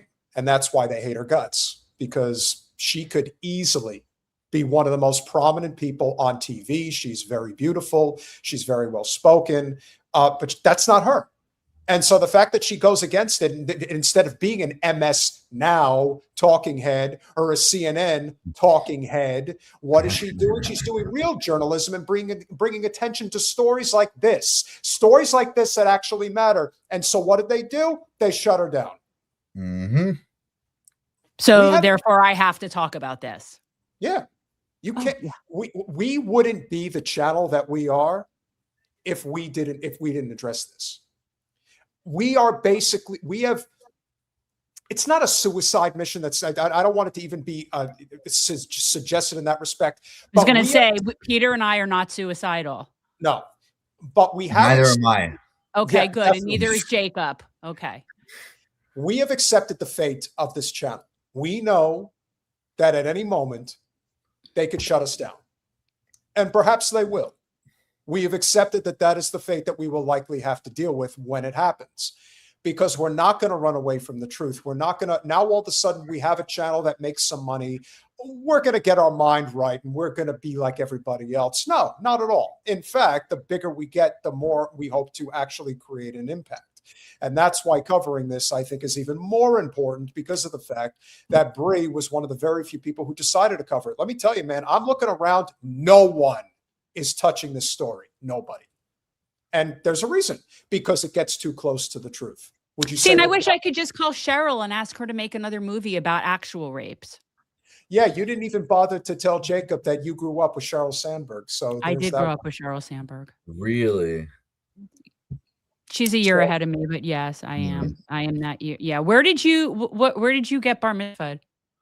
I got bar mitzvahed at a temple in Sunrise, so not too far. Okay. From Fort Lauderdale. Temple Beth Israel was one of the many temples in the area, like Sunrise Plantation area. That was where I had my bar mitzvah. I was there for, I think, for Hebrew school, like 3 years, I think it was. I'm just glad that you didn't say Kolami. Oh, man. My God. I drive by there all the time. Yeah, I'm just glad you didn't say that. Yeah. That's Why, are they very bad? They're very ultra Zionist. Yeah. I would say yes, and just very, I would say neo-libby filled reform is so that. Yeah. I tell you guys with your Jewish geography, it's pretty funny. The lady has if he and I were closer in age, we would actually have real Jewish geography. Like if we were closer in age, we would know the same people. We're just, I'm old enough to be his mother. So we're not going to know the same people. Well, Jen, you looks like you have you are leaving South Florida, but you're bringing the spirit of a good young Jewish boy into your home as well again. So there's and that's the thing. I mean, I'm leaving. Actually, I'm moving. And one of the main things is I cannot deal with the Zios and the Israelis here. I just can't. I can't deal with it anymore. I don't want to be around it. I don't want to hear it. I can't. And the other thing to keep in mind, Jacob, because of what's happening, especially that the tide is turning, it's clear that it's turning against Israel. Mm-hmm. South Florida, if you think they're overwhelmed with Zios now, it's only going to get worse. Oh, I'm sure. And I don't intend to stay. I really don't intend to stay either. I'm with Jen. I am definitely looking to live elsewhere. I mean, on top of the fact that there are so many Zionists and so many cities and municipalities that invest in Israel bonds as well, which is a whole. Oh my God, dude! Freaking Cooper City. Do you know the shit that they do in Cooper City, man? That's just one of many. Yeah, but they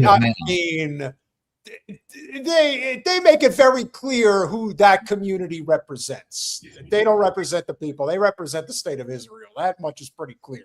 Cooper City, yes, absolutely. They have tours they have like trips on Israeli settlements and like the Chabad houses that they have there are ultra Zionist as well. Let's see. Oh, Boca Raton as well. That's another city. Many different cities that invest in Israel bonds and other government investments. And on top of that this was a backyard for a certain someone who was a predator who allegedly took his own life. Allegedly. Playground for them, and the fact that this place is being consumed by corporations like BlackRock that are buying houses left and right and driving up housing prices, along with basically every other metropolitan area in the United States. So I've had enough of South Florida. Yes. I'm sharing this to say it again, and not just for me. And not just because I'm the only one that experienced it, because this is not true. I'm sharing it for all the women who experience sexual violence and sexual torture in the prisons, for all the women who have experienced similar horrible things in the prison and probably are experiencing them right now as we're speaking on this conference. I'm speaking on behalf of those who did not survive those attacks, those who cannot speak about it because they are still in prisons. And again, I am not the one that should feel ashamed. It is the Zionist states and its prisons, his guards, who should feel ashamed. But on the other hand, there's nothing else to expect from states like those. A couple of times we heard from Palestinian prisoners, especially from female prisoners, about the situation in the Zionist prison. So what else should we expect from Zionist prisons, from the Zionist fascist states? What else should we expect? I expect nothing from them but evil. Yeah. Like I said, I can't even imagine what she went through, and the fact that she is so courageous to give this statement, almost as like a complete FU to the Zio state. Yeah, you may have hurt me physically, but you're not going to break me. But I'm going to use my power to break you, because somebody is going to tell their story. And as much as I hate having to say this, but the fact that she's a cute white girl, that is going to get the attention of a number of people. It's wrong, and it shouldn't be that way. But that attention only further facilitates the narrative, the right narrative, the honest narrative, that this is a genocidal rogue state that really should be on its last legs, and maybe they are. And we have to do everything in our capacity to ensure that that is facilitated as soon as possible. And if it does, maybe there is some humanity that can be saved. So to her credit, to Anna's credit, she's doing an amazing job. And the way that she's framing it, as if to say, this has got nothing to do with me, because I'm not the only one who has to deal with this or has dealt with it. This is for humanity, and this is to break the Zio state. So hats off to her, and she has a little bit more to say. One thing is very important. It did not break my will. There's so many role models, so many women comrades, so many brave women I take a lot of strength from. And looking back at history, women have always been stronger than that. And I will end my speech with saying this. I will not stop fighting for justice and the end of violence until every woman is free and has received justice. I will not stop fighting until patriarchy does not exist. And to be very clear, people like her are already badass in the first place, because anybody that signs up to do the flotilla is just a badass individual. And you do know that there is a very strong likelihood that you will be in detention for some time, and you really don't know what to expect. So, these people are just badass in general. But I don't think this is getting anywhere near the attention that it should. And then I also think, well, why should it? What makes it, what I feel like right now with this, Jacob? It's almost like the, Manish Tana, because it's like, what makes this different than any other day with the Zio state? Yeah. And I'm, again, not that that's not horrible, but why this? Why would this matter to somebody? Yeah. And I would say that, just adding on to that, I would say the sacrifice of everybody who gets on this is only going to be multiplied as time goes on. And we're seeing that they are actually planning to sail with a few hundred ships next time, because I think the last flotilla had some 50 odd ships, I believe it was in total, and now they're expecting several hundred. So they're not going to stop anytime soon. And I definitely would say that the more and more Israel tries to stop these flotillas, the more and more they will only grow, and they will grow from a few hundred to a few thousand. And then it's going to keep escalating from there. I hope so. I know somebody the other was saying in the chat that I was in the other day that I should do it, and I've addressed this before. I don't do boats. I don't do boats. If this was something that was done via road trip, I'd be all for it. I would. My issue, I don't do boats. I would even, and I said this on the show, I would even be willing to share bathrooms like with people, right? Like I would. I just not on a boat. Just not going to happen. Yeah. Not going to. Have you applied to go? You could apply to go. Yeah, I definitely could. I know some people. Yeah, I do boats. I've been on cruises. Obviously it's much, much different, completely different scenario. But I would say that depending on the length, I would say. But I have a good feeling I would be able to. I would think just, you could. I yeah, think you look like you've got some sea legs there. I think you could probably do it. I think yeah, we all have a role to play. I think that no, that's for the sure. lesson here. You And know, mine is land side. That's the thing. My role is definitely land side. It's not what I was referring to. I'm saying that we all have a role to play in this effort to bring about revolutionary change in this country, and it starts with the Zionist state. And the fact that you have probably to considerable detriment, like you said, it's one thing if you dated a girl or two, maybe she was from Miami, maybe she was from Parkland, or someplace in between. You liked her, you thought things were going well, but then you realized that she really loves Israel and she really hates Arabs. Jacob, you want some like sort of like motherly advice a little bit? I got to. Of course, Yeah, yeah. absolutely. Stick with the shikses. Stick with the shikses. Shik's appeal? Shik's appeal. Absolutely. And Point taken. Point taken. Yeah. No, especially down here, especially in South Florida, right? Like because that's the thing. People are like, there's all different types of Jews. There really are. And South Florida is a very particular breed. And it's not the same as like Texas Jews. I've lived in Texas. Texas Jews is a whole different thing. There's Texas Jews and then there's Jews in Texas, but it's, I was a Jew in Texas, but Texas Jews, all different kinds of people. Cleveland Jews, also different, it's all very different. But basically, stay away from South Florida Jews. Basically, what you have in South Florida is you've got all the northeastern neurotic Jews, and then you factor in the water and the sun of South Florida, and then you really get crazy people. So, oh yeah. That's an excellent way to describe it. Perfect. Yeah, people from New England, essentially. You lose a few people that are in. Yeah, that you lose a few people in your orbit that you thought once were a part of your coalition, if you will. Right. Well, now you've got Jen and I and a lot of other people that are going to see this. We'll share it on social media.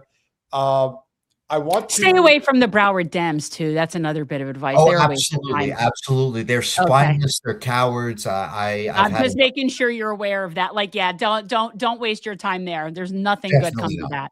Definitely not. No, but you know what? I can't really say much good about Governor DeSantis, but if he eventually gerrymanders Wasserman Schultz out of her seat, hey, listen, whatever it takes to get rid of her, and it looks like there's a very good chance that that's what's coming this in 2026. Okay, well, listen, you know what? We offered you change in South Florida. You didn't want it because it wasn't, it didn't fit the mold of what you were looking for, or it wasn't decorum politics. Well, guess what? Now it's going to get a lot worse. So, okay, we tried. We offered. It was an offering. It didn't happen, but there's a lot more change that is coming down the road. And I want to. Facts. Yeah, that's true. Oh, 1,000%. And like I said, it is what it is. However, and one of the best people in politics in South Florida, who happens to be in the labor movement, Debbie basically blackmailed him and decided that because he had intentions to support Jen and try to get the labor unions to back her when she ran this last time, Debbie basically said, yeah, you're not doing that. And if you try it, I'm going to ruin your whole life. She threatened him. She bullies people. She threatens them.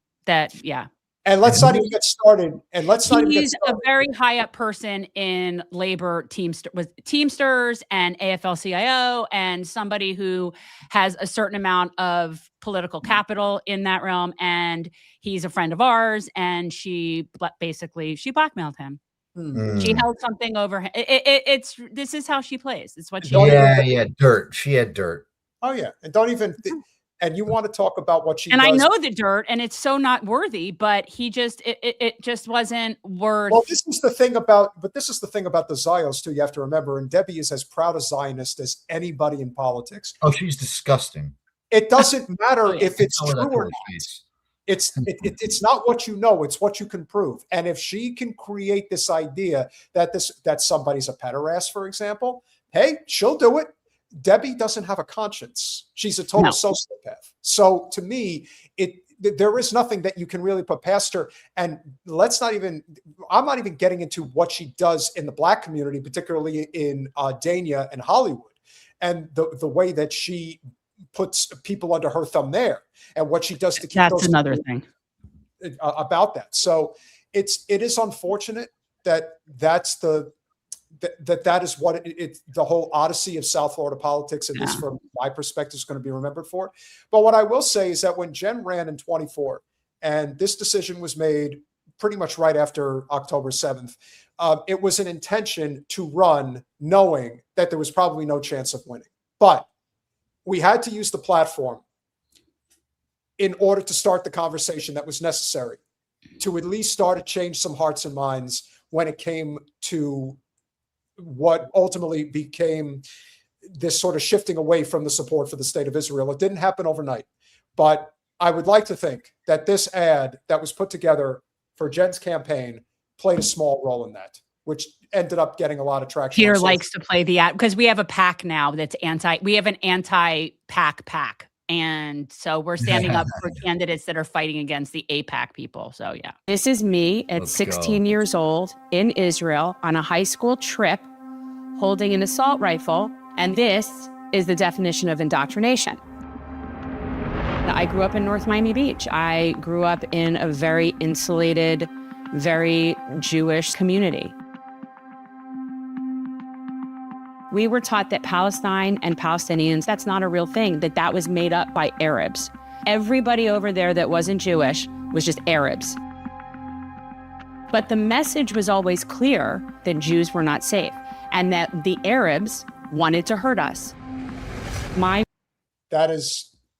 That will forever be an image that I know won't change anytime soon, but it's important to understand how people can grow out of this. It is possible.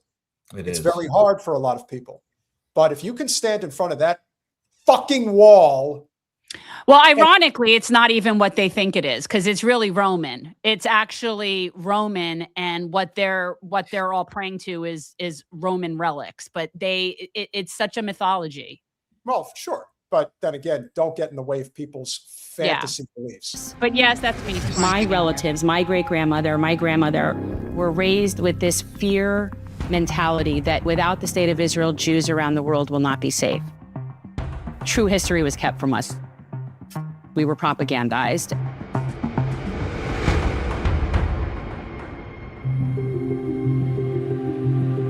But as I grew older, I began to see a different reality unfolding.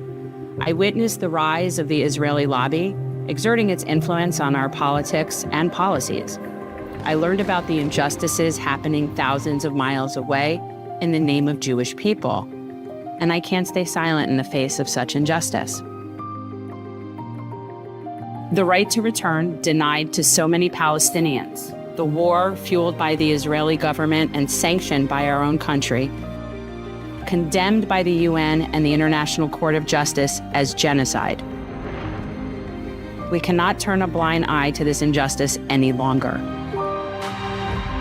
To me, atonement is really taking accountability for your participation in something that you now realize was not correct in some way and wronged people in some way.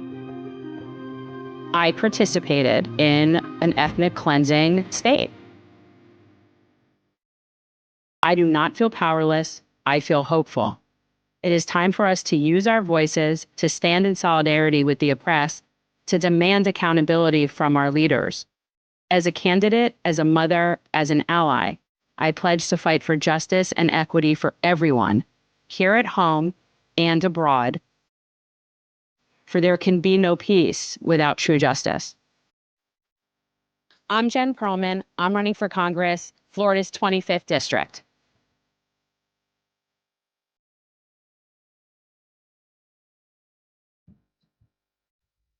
I know Peter loves that ad. It's a good ad. Nice. Very, very nice. Yeah. It came out. And unfortunately, the people that live in Florida's 25th congressional district, they're not the best. They're not the best of people, unfortunately. And no, they aren't. No, they aren't. We figured that. Like, I figured that. We knew that, but it is what it is, right? But I'm not gonna let her be the Jewish narrative. I'm not going to let her be the only Jewish narrative and have that be the perception, because it is very dangerous. And we're seeing actual real anti-Jew hatred on a huge rise. And it is directly correlated to the Zio state and what they're doing and saying it's for us and for the Jewish people. Well, it isn't. It is most definitely not for us. Definitely not. And I think Hannah Einbinder, the actress, Yes, had an excellent point in her. I think she did an interview with Simone Zimmerman not too long ago, rather. And she made an excellent point explaining how the Zionists will make the argument that you cannot separate Jews and Israel. They are intertwined. They are linked. And simultaneously, they will also try to claim that it is wrong to blame Jews for the actions of Israel, and that it is wrong to collectivize Jewish people and express any sort of hatred towards Jewish people for what your views are on the state of Israel. And you can't, there's a contradiction here, because in one instance, you're trying to say Jews and Israel are linked. And then in another instance, you're trying to say Jews and Israel are not linked. Jews are So by your own definition, Jews are collectively responsible for Israel's actions if Jews and Israel are interlinked. Yeah. But they want that. They want that. Want they want to feed that fear perception. They want, it's like it's a self-fulfilling prophecy. You paint Jews as evil, and people aren't going to like us. And then you're able to say, look, see, people hate us. Well, yeah, I get that. I know. It's a self-fulfilling prophecy to committing crimes against humanity, attaching those crimes against humanity to Judaism. Then, as a result, anti-Semitism increases as a result. And then these people will point to this increase and say, this is why we need Israel. Exactly. And then rinse and repeat. Exactly. We'll conclude on this note. I did let's just say a little bit of, I do a solo show on Saturday night, and I did a little expose on Ayal Jacobi. And trust me, you'll enjoy it. If you're subscribed to the channel, you check it out tomorrow, you'll be like, yep, that makes complete sense. Okay. And so when I saw Myron Gaines, of course, Fresh and Fit podcast out of Miami, and they, disgusting. Yeah, I try explaining to people, you have to understand that when you say get lost Jew, get lost kike, you're not going to solve this issue. In fact, what you are doing, which is why I'm not entirely convinced that they're not ops themselves. If you don't know at this point that kike type of language is helping the Zio state, then either you're a moron or you're in on it. Right. It's either one of the two. Because there's no way you don't know that doesn't help their cause. You have to know that it does. So when I have addressed this with, and I converse with various, I primarily I like to converse with libertarians, but we'll have conservatives that'll come on that are. I don't.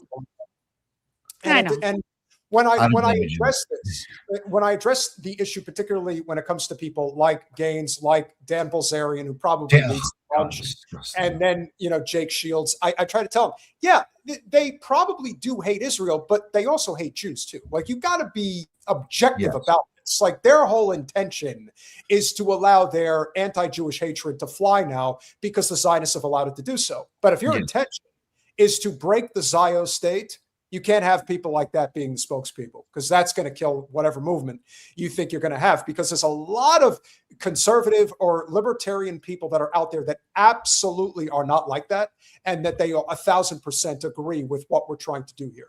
So these coalitions that we form it is imperative that we are concise about it, but that we realize how much it is important to have these voices.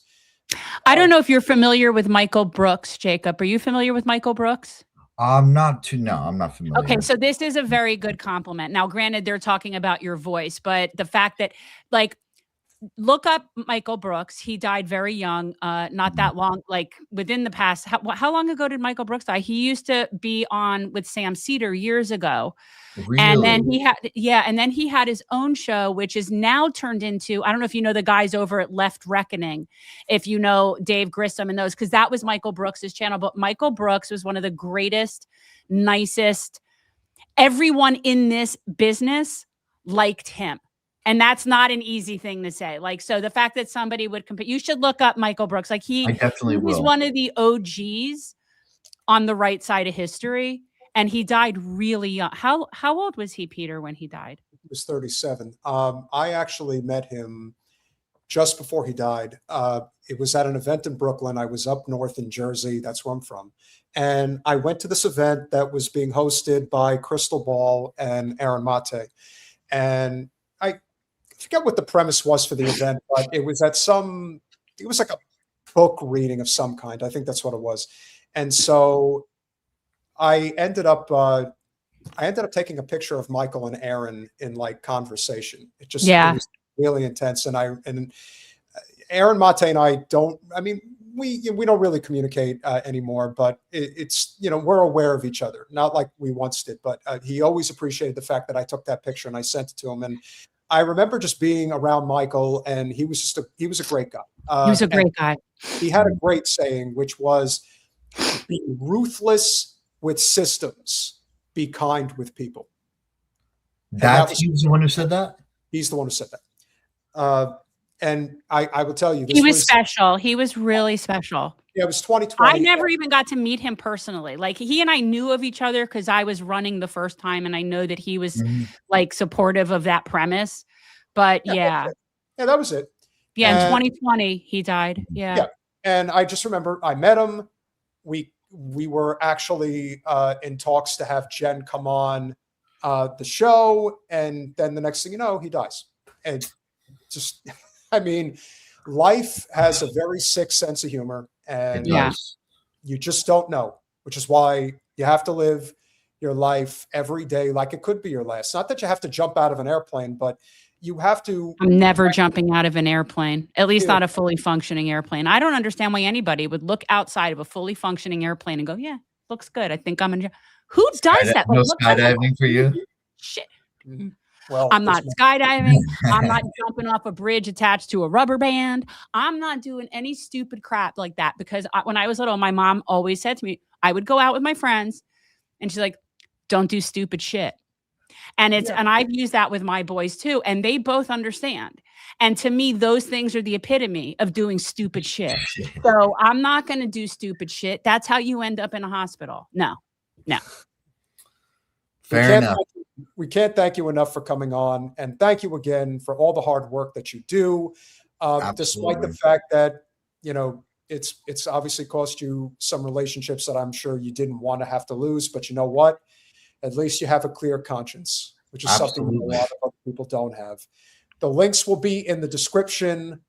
We will have some clips that I will forward to you if you want to play some of that on the Instagram channel, and we'll cross-pollinate, as Jen likes to say, all the better. And we certainly hope we'll be able to communicate with you again going forward. Absolutely. I'm glad I met you, even though I'm moving.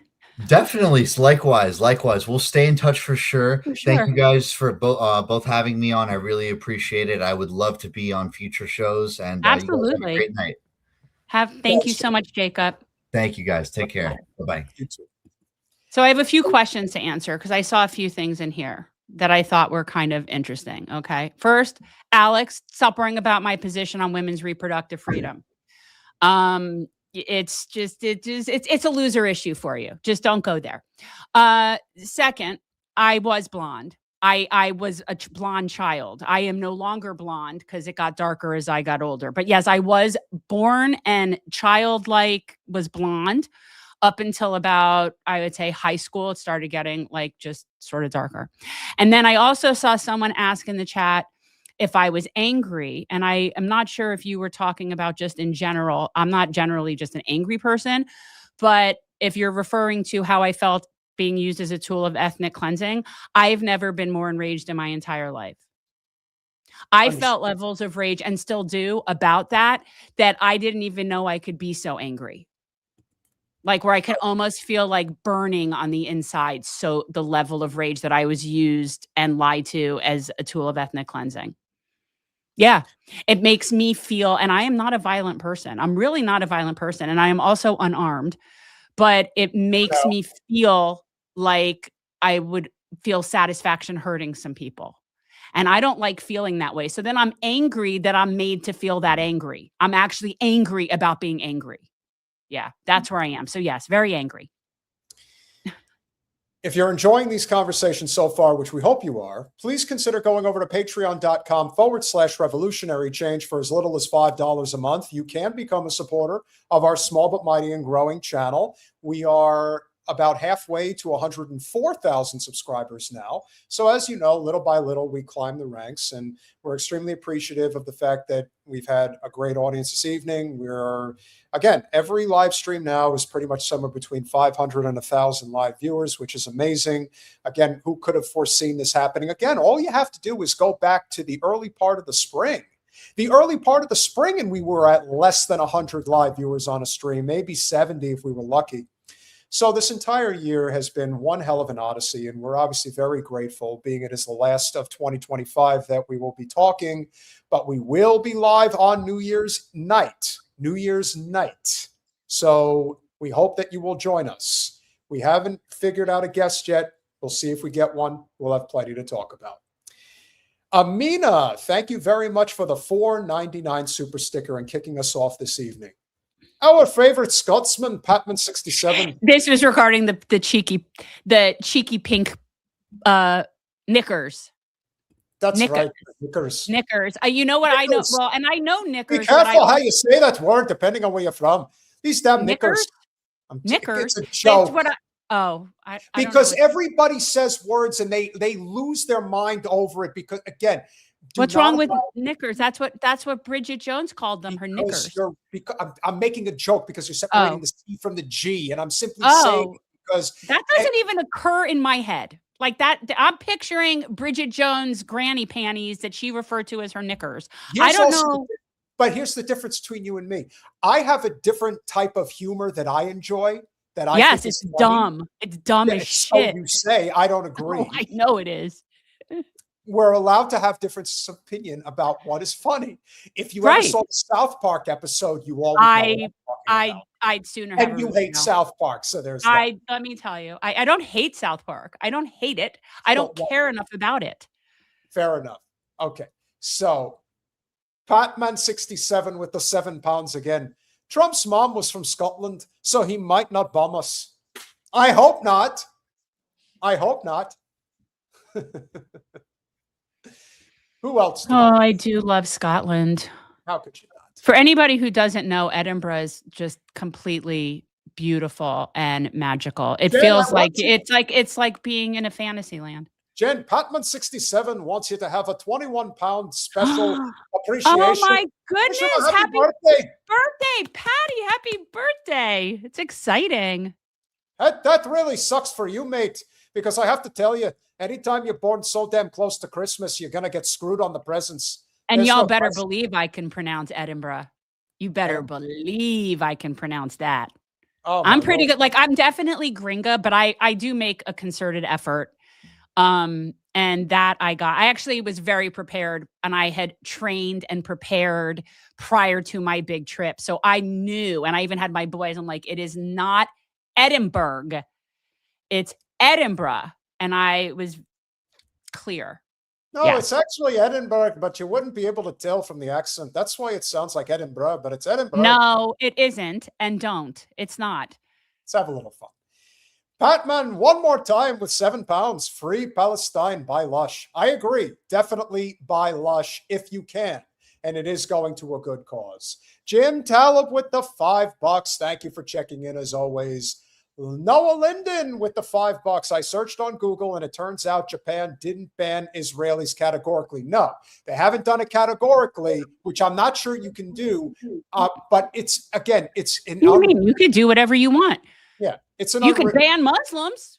A country can just ban whoever it wants. They haven't necessarily legally done it. Well, no, any country can do that if they want to. I mean, but they haven't necessarily legally done it. But if you're going to be sort of, you know, treated like a pariah everywhere you go, that's good.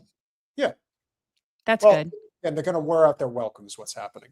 Jerry Swallow with the 5 Canadian A, another fine show. Thanks, guys. Thank you, my friend, for your contribution. Now, I don't want to put down anybody. Their contributions are always appreciated. You guys Very do much a so. good job of helping our channel. But my goodness gracious, Saeed with the 50 Revolutionary Change memberships. You know his name. Who is it? Mohi? It's Mohi. Mohi. And it isn't short for anything, because I originally thought, is that short for Muhammad? Because, you know, I love me a Muhammad. But it isn't. It's just Mohi for Mohi, and that's Mohi, that little Punam. It's the Punam. Well, we thank you for making such a huge difference on our channel. You have allowed us to grow. You have allowed us to make a little bit of coin. And the fact that you do it in the capacity of trying to bring other people into the fold to support our channel is all the more reason why you are an exceptional person. And thank you for your generosity. It really means a lot. Alex Scott Mittens with the $5. You guys' position on abortion. Speaking of children being unalived, listen, pal, here's what I'm going to tell you. From one man to another, please. Don't go there. Stay out of it. Stay out of it. It's not worth it. When it's all said and done, it is a woman's health issue. I always believe that it should be the last resort. But in the end, do you get an opinion as to my spleen?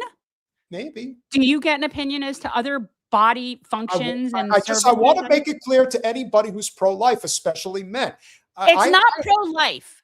Okay? It's not pro-life. It's anti-choice or forced birth. There's no pro-life.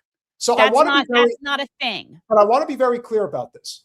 I'm looking at you, Alex, and I want you to understand something. Okay? If you're as, let's say, libertarian conservative as I think you are, you do not want the government controlling a woman's body. And I'll tell you why.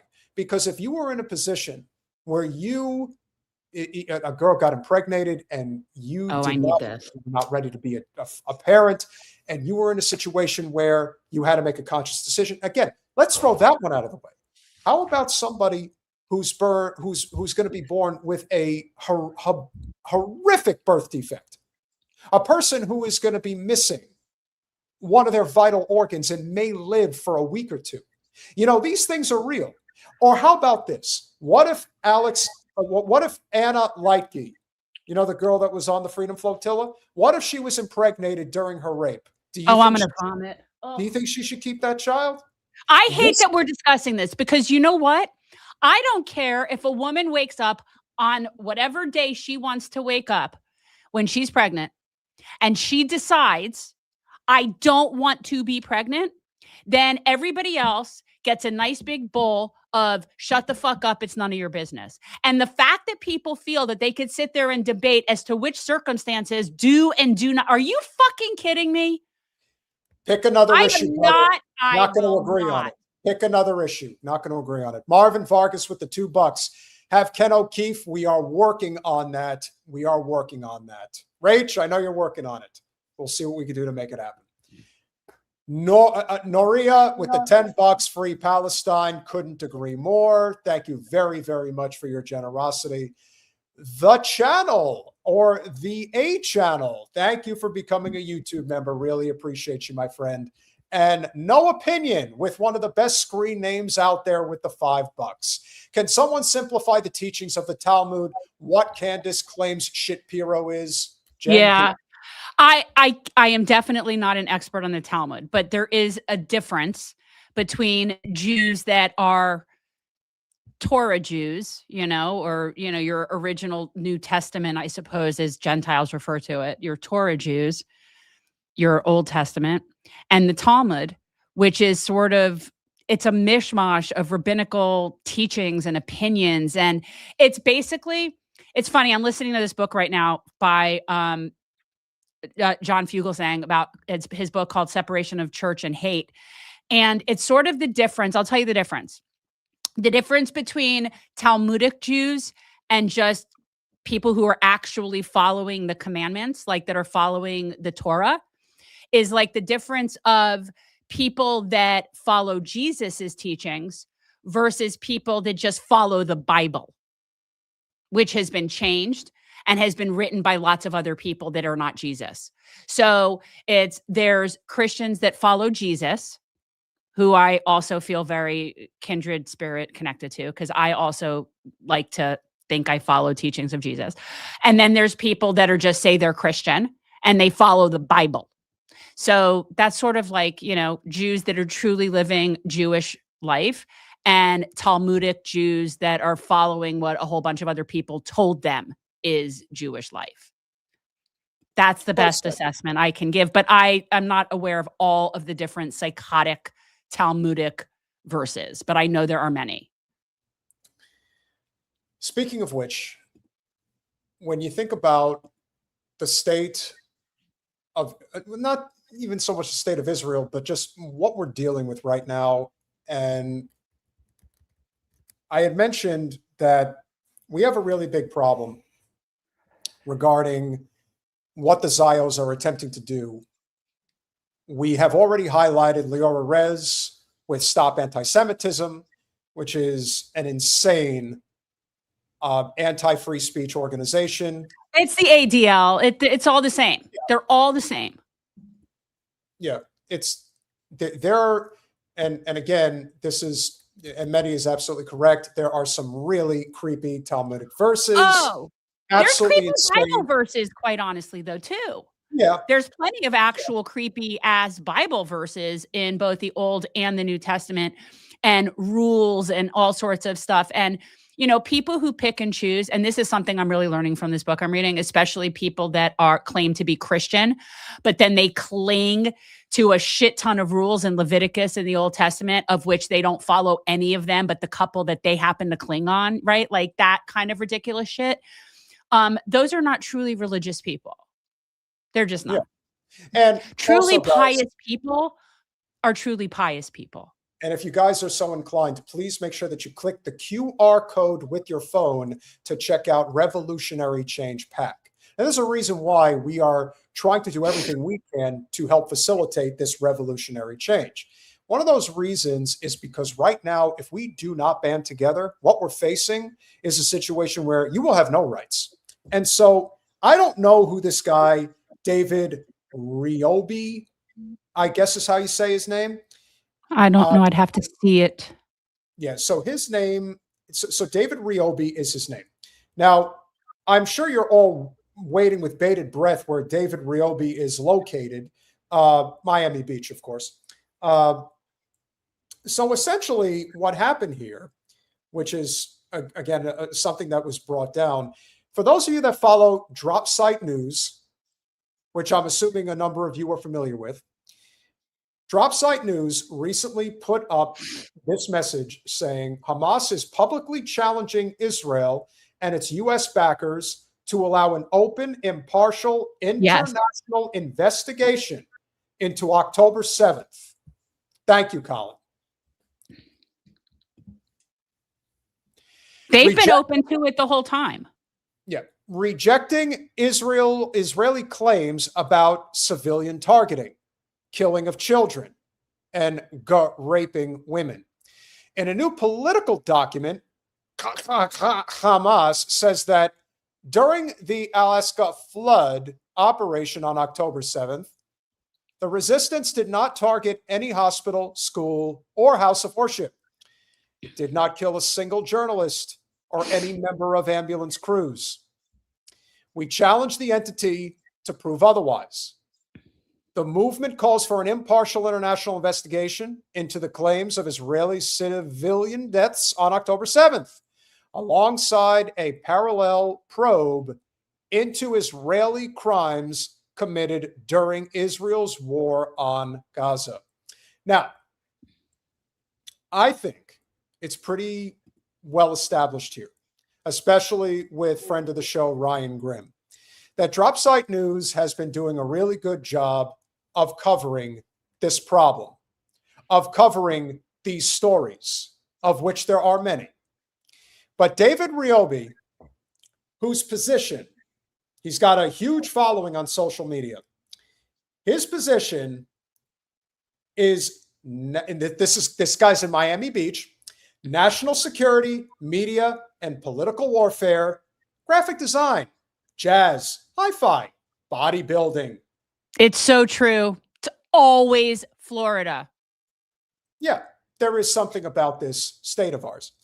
So what is it that this genius has to say about DropSite putting this out there?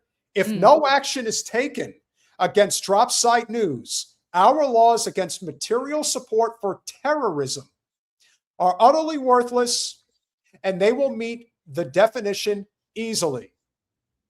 So what he's effectively saying is, we have to 86 DropSite News. Why would they have to do that, Jen? Well, obviously, they don't like the information. And by the way, let me be clear that Jeremy Scahill has been putting out some amazing, he has been doing amazing work at DropSite News. He has been talking to different members of Hamas and getting real information and being an amazing reporter and doing his job. So I have nothing but respect for him. And I see people in there, you want to be leery of Ryan Grimm, whatever. Okay, I get it. I like Ryan. He's always been good to me. He's a nice guy. Here's what I want to say to that end. Do I think that Ryan Grimm is like, again, he works with Crystal and Sagar. Do I think that, and like Emily Jasinski, do I think that at the end of the day, Emily Jasinski and Sagar and Jetty are going to push the Republican line just as Crystal and Ryan are going to push the Democratic line? Absolutely. It's part of access. It's part of what they do. But here's the difference. Ryan Grimm is a real journalist. He actually does deep dives into stories. He has shared James Lee's work many times over. So while there may not be a complete agreement in terms of what's the best strategy going forward, make no mistake, Ryan Grimm 1,000% supports the Palestinian cause and supports true justice. He is a real journalist, even if he is a liberal Washington, D.C. based journalist. And you know what? You're not going to agree with everybody. That's the whole thing that we keep telling you about when it comes to coalition building. There are going to be people that are not going to line up completely. There are people that are here that support Trump and think that that's worth doing. But at the same time, they respect what we're trying to do. So again, that's why these stories matter. And I thought to myself, Jen, what could be a story that DropSite News recently put out there that would get in the crosshairs of the Zionazis? Maybe it's this one. Garbage is poisoning Gaza. With Israel controlling all of Gaza's major landfill areas, get ready for this number.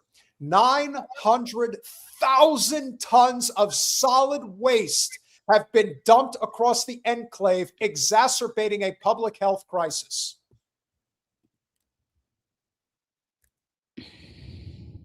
How would you like to wake up to that every day? Please. And I'm for 1 second that this isn't deliberate? Do you think for 1 second that they don't do this purposefully? They don't care. No. They want them all dead. This isn't, at least in our country, we just want everybody sick. Over there, they want to kill them all.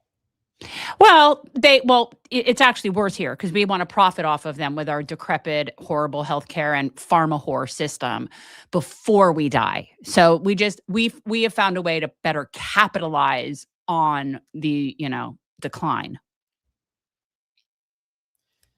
Ahmed Sabri's battered tent was among several sitting at a foot of hillside of rotting garbage, towering some 25 feet in the middle of Gaza City. Barefoot children, their clothes caked in grime, scampered nearby. Flies were everywhere, and the stench of fetid waste blanketed the air. This is my tent, and this is the garbage dump I'm living across from. We don't sleep, not at night, nor during the day, because of the garbage. The smell comes at us constantly, and our children are ill. They suffer from severe headaches. We're dealing with an infestation of germs and insects. Well, they don't have water, sewage, or sanitation, and they don't have health care. So what else would happen? Jaya, that's one way of describing it. Yes, they absolutely are. Over the past 2 years, Gaza's civilian infrastructure has been systematically destroyed by the Israeli military, including waste management services. Massive piles of garbage have accumulated across the enclave. Once busy markets and tree-shaded streets have turned into endless mountains of trash, severely exacerbating Gaza's environmental and public health crisis. Before the war, waste collection in Gaza City was coordinated through the Yarmouk Waste Transfer Site, located near the city stadium, and would be transported to the Jorel-Dik landfill. With Jorel-Dik inaccessible, lying east of the Yellow Line with occupying Israeli military forces, the Yarmouk facility has now been transformed into a massive dumping site. Jen, would you please? I can't. Hold on. You really don't want me to have to do this. Why not? Well, okay, make it bigger. All right, that's good. The few landfill vehicles still operating in Gaza climb to the top of the Yarmouk site and dump more untreated garbage every day. Some communities resort to burning waste, sending toxic fumes into the air. Children run across the hills of rotting waste looking to scavenge what they can. We were displaced from the city of Beit Lahia in the northern Gaza Strip, and we came to Gaza City. We found that the displaced were crowded in every corner of the strip. We were forced to live among garbage in the Yarmouk garbage site of the Gaza municipality, Sabri said. We had thought we'd stay somewhere safe, somewhere decent, but we were forced here. There is nowhere else to go.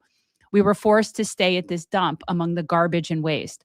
I am suffering because of this dump, suffering from the germs, the rats, and dogs. Every day I find 20 or 30 rats inside my tent. Right inside of it, I don't even have a tent fit for human life. That's the point, isn't it? That's what they're trying to do. And they don't think of them as human. Not in the least. And so when Drop Site News brings you actual journalism like this, remember, in many instances, you know where they're getting their news from, ladies and gentlemen. You know where Drop Site gets their stuff to Jeremy Scahill and Ryan Grimm. People in Gaza that are basically doing like telephone. Yeah. It's coming directly from them and it's being passed to them. Because if they showed up there, you think for 1 second that the IDF wouldn't assassinate Ryan Grimm if they caught him on site? Of course they kill journalists. They live to kill journalists. That's what they do. Yeah. So to be able to get this information to us is incredible. And when you get some Zionazi scum-sucking motherfucker in Miami Beach saying we have to shut down Drop Site News, I wonder why. Because they can't tell the truth. And by the way, every time someone says something should be shut down for something, that just makes me want to talk about it more. Oh, yes. Oh, yes. That's all that's going to do. I am not like, do not tell me what not to talk about. I will spend the rest of my life talking about it. I might even do an interpretive dance at your place of work while talking about it. Like, that's how much I'm going to talk about it.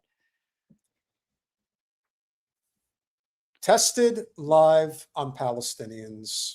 And I believe this is also from Drop Site News. Perhaps this is another reason why the Zios are attempting to shut down Drop Site News.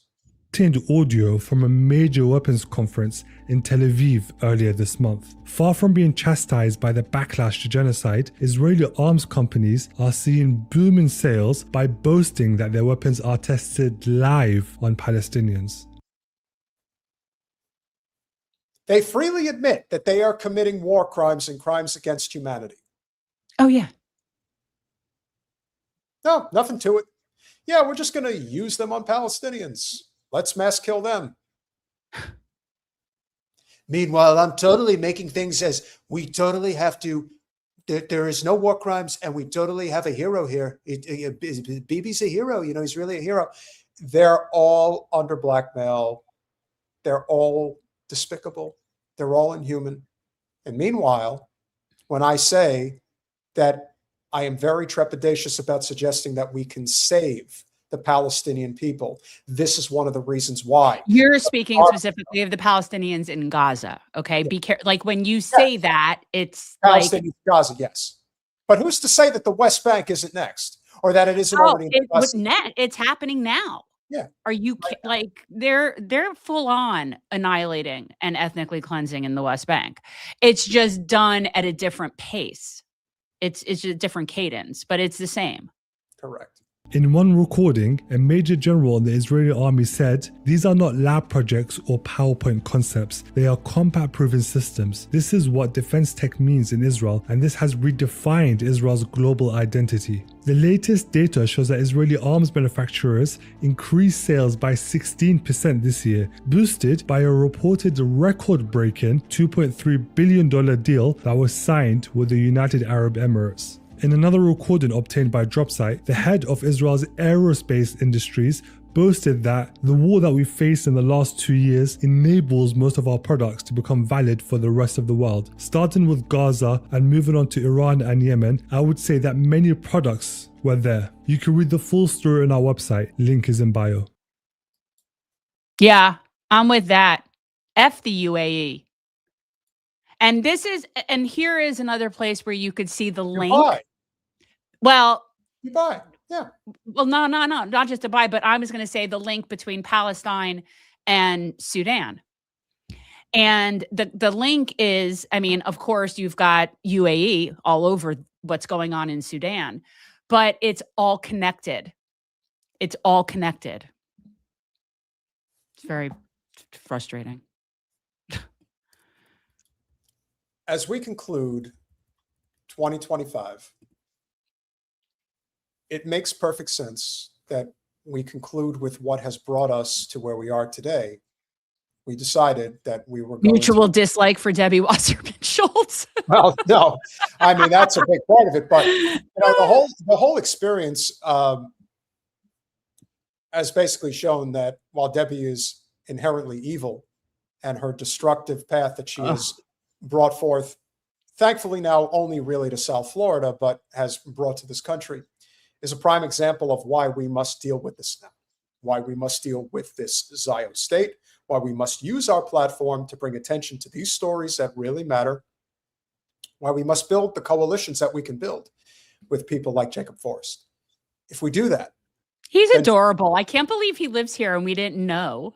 That also goes to show you how effectively they suppress the campaign message, that nobody, and I mean nobody in the Broward County area that was in any way or shape or form connected with politics did a thing to lift a finger to help you. Of course not. But he was definitely, I love that he already has his head on straight about Florida, Broward Democrats. Oh yeah.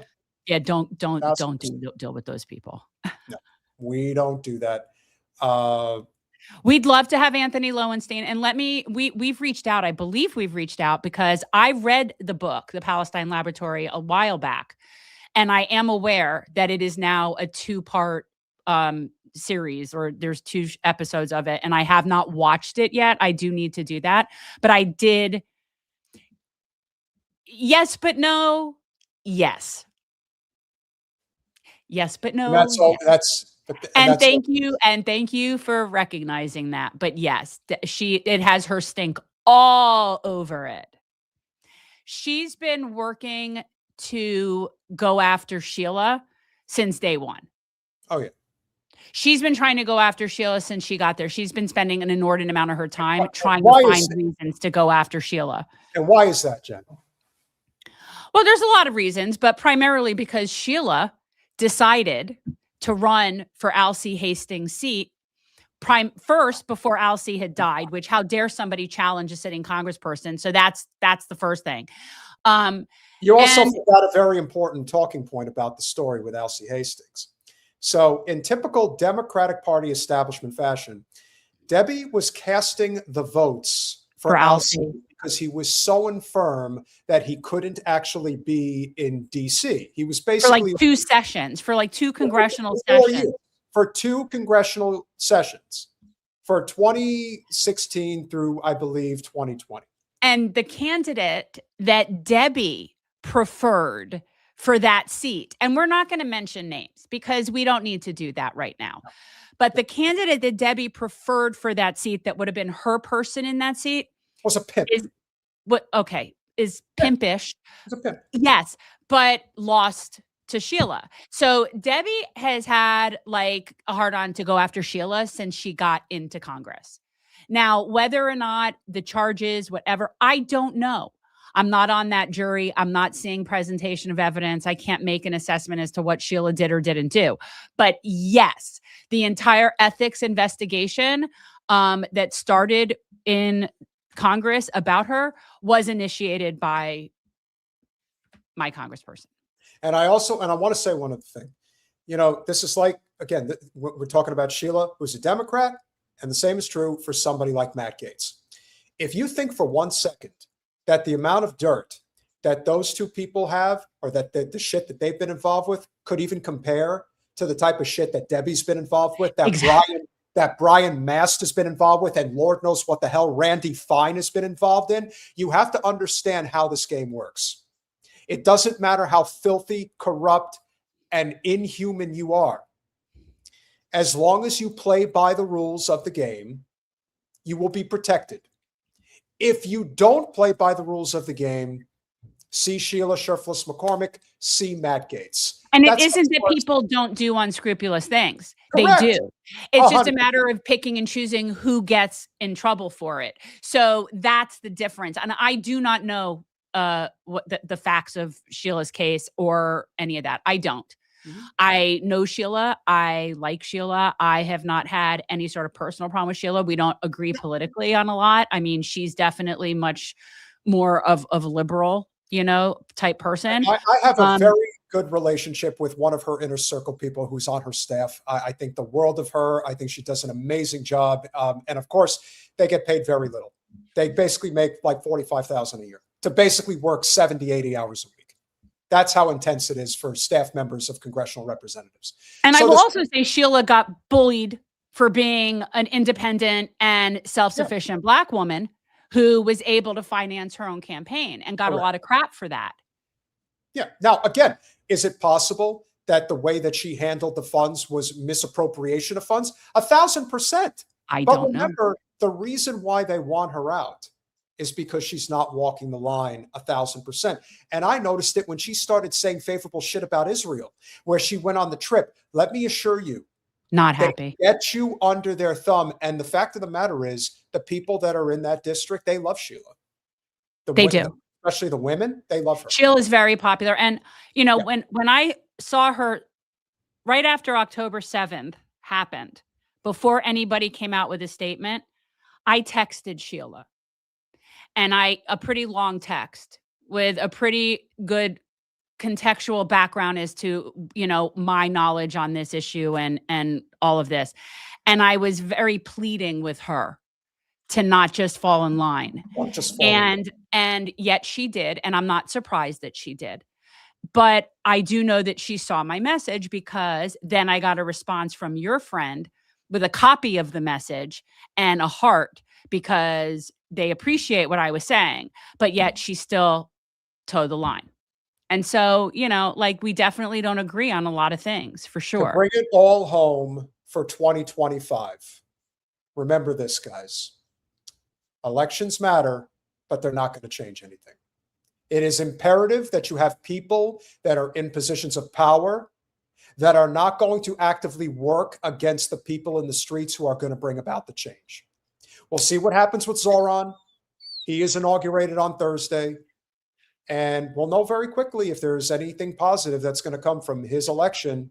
And the same will be true for a number of others that are running in 2026. Okay, we were talking about Congresswoman Sheila Sherfless McCormick, who is the congressperson in the district, like right next to this one, or two over from mine.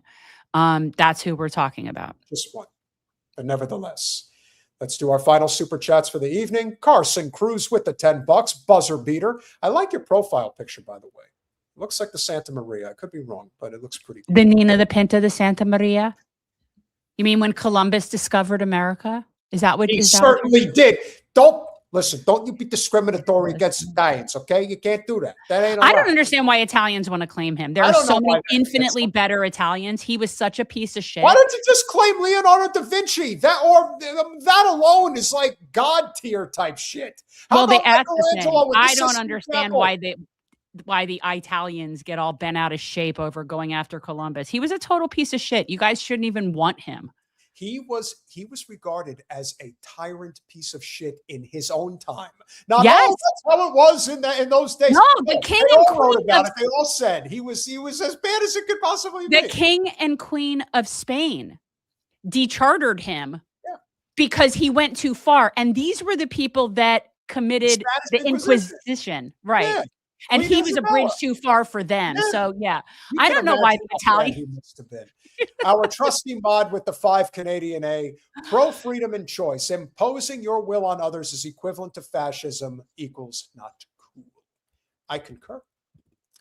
And Patman, one more time with the 7 pounds. Keep the revolutionary change train hurtling forward, guys. We certainly will. We wish we had better trains. You guys have good trains. We do. I have a little special announcement to make before I go. Uh-oh. When you see me on Thursday, I will not be here. Where are you going to be? I will be discovering my roots over in Ireland. Oh, good for you. Oh, you're going to be up way late then on Thursday. Oh, no. We should maybe. All right. Well, all right. All right. Okay. My deal closed. It closed today.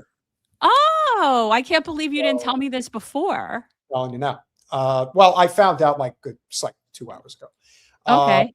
But thank goodness I can go. I can leave. I can leave the U.S. with a clear conscience. I didn't even know you had a passport. Oh yeah. Okay. Oh, yeah. And it's good for like another 6 years, I think. So yeah, I did it all the way Mine's back. only good for 2 more. So where are you flying into Dublin? I am flying into Dublin. I'm not overdoing it. I'm only there for 5 days. I'll be back on Sunday. So I will do the Thursday and the Saturday show from Dublin. Are you staying in Dublin the whole time you're there? I'm staying in Dublin the whole time. The only definitive excursion I know I'm taking is to Belfast. So those are the two. Oh, that's not that far. That's only like an hour and a half. Yeah, so I'm staying on the east coast of the country line. So we'll see what happens.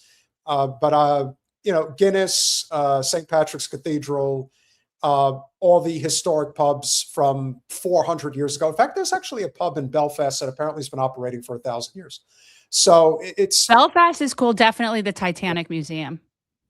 Well, listen, if you want to send an email, which you can do, and you want to make any recommendations. If he's staying in Dublin for 5 days, there's only so many times you're going to schlep all the way out and do day trips. But yes, I agree. Dublin is definitely not Ireland. I'll tell you what you could do, which would be very helpful. If you have any hiking excursion recommendations that do not involve several hour. Oh, you have suggestion? Well, if you're going to Belfast, well, look, I mean, we could talk about this but yes, there's a lot of good places to go, but there's a lot of day trips that you're going to need to take out of Dublin because Travers is right. Dublin isn't really Ireland. I mean, it is Ireland, and Dublin is very cool. It's the Americanized version of Ireland. So it is, and it's fun. Yeah. I mean, it's fun, but yeah, Wicklow Mountains, that would be a good one. And I didn't go there because I had already been so much hiking on the west side. Yeah, that's where you go hiking from Dublin. She's correct. So yeah. So my dad's mother was born. I think she was born in Cork. So I will find out when I'm there. I'm gonna go to. That's where Travers is. Yeah, I'm gonna go to the Hall of Records in Dublin when I get there. See if I can trace my grandmother's birthplace and all that good stuff. So yeah, I'm looking forward to it, and I'll take some pictures and some video and all of that stuff. Well, if you sent me a picture, I'd hang it up. If Sarah Gallagher has an opinion, I'm going to take her word for it. Trinity College was amazing. And hopefully it wouldn't be too crowded in there. And I mean, definitely you should go see the Book of Kells. I mean, I don't know if you're familiar with how cool that is, but it was really friggin' cool. And it's at Trinity University. That was one of my key things in Dublin, was to go see the library. Now, unfortunately, that famous library that everybody knows what the picture is, there's no more books in it. It's kind of sad. The shelves are all empty. And now it's sort of like, it's a little sad, but it's beautiful. But yeah, definitely go see the Book of Kells at Trinity. So this is news to me, Jenna. Oh, we know all that, Patty. I know there's 2 different countries. I don't know about that. What's that all about? What's what all about? Controversy online involving a scarf like mine? What do Oh, you mean? why? Well, it's a keffiyeh. So they like to say that it's a hate symbol, that it's a terrorist symbol, which again just makes me want to wear it more. Right? Like I wore mine into my Publix, which was definitely one of the bolder things I've done, you know, in recent years. But yeah, no, it's because it's a keffiyeh, and this one is from Handmade Palestine. But there's all different ones. I actually would love to get like one of those ones that have the Tetris embroidery, like the colorful ones. I love those, but I want one that's like with a story to it. I want one with a story. I like that. Thank you all for your amazing support. I look forward to seeing you all on Thursday from the first country in the Where are world. you staying in Dublin, by the way? Just it's like a Marriott, center of town. Oh, okay, but somewhere just very central. Yeah, because I want to walk. I want to walk around. Yeah. Oh, let me tell you, I've walked that city. It's good. Oh, you know what's really cool there? I don't know the immigration museum or the emigration. It's very cool. It's right on the water, and it's basically the whole history of people migrating out, like and all of like the Irish immigrants, and all, it's very interesting. It's probably a place worth going to. Yeah, no, you would like it. I actually thought that when I was there, and that's in Dublin. Well, smash that like button, share, subscribe, do all those things that we ask you to do. We love you all. We appreciate you all. We'll see you in 26. Have a happy new year. And Free Palestine.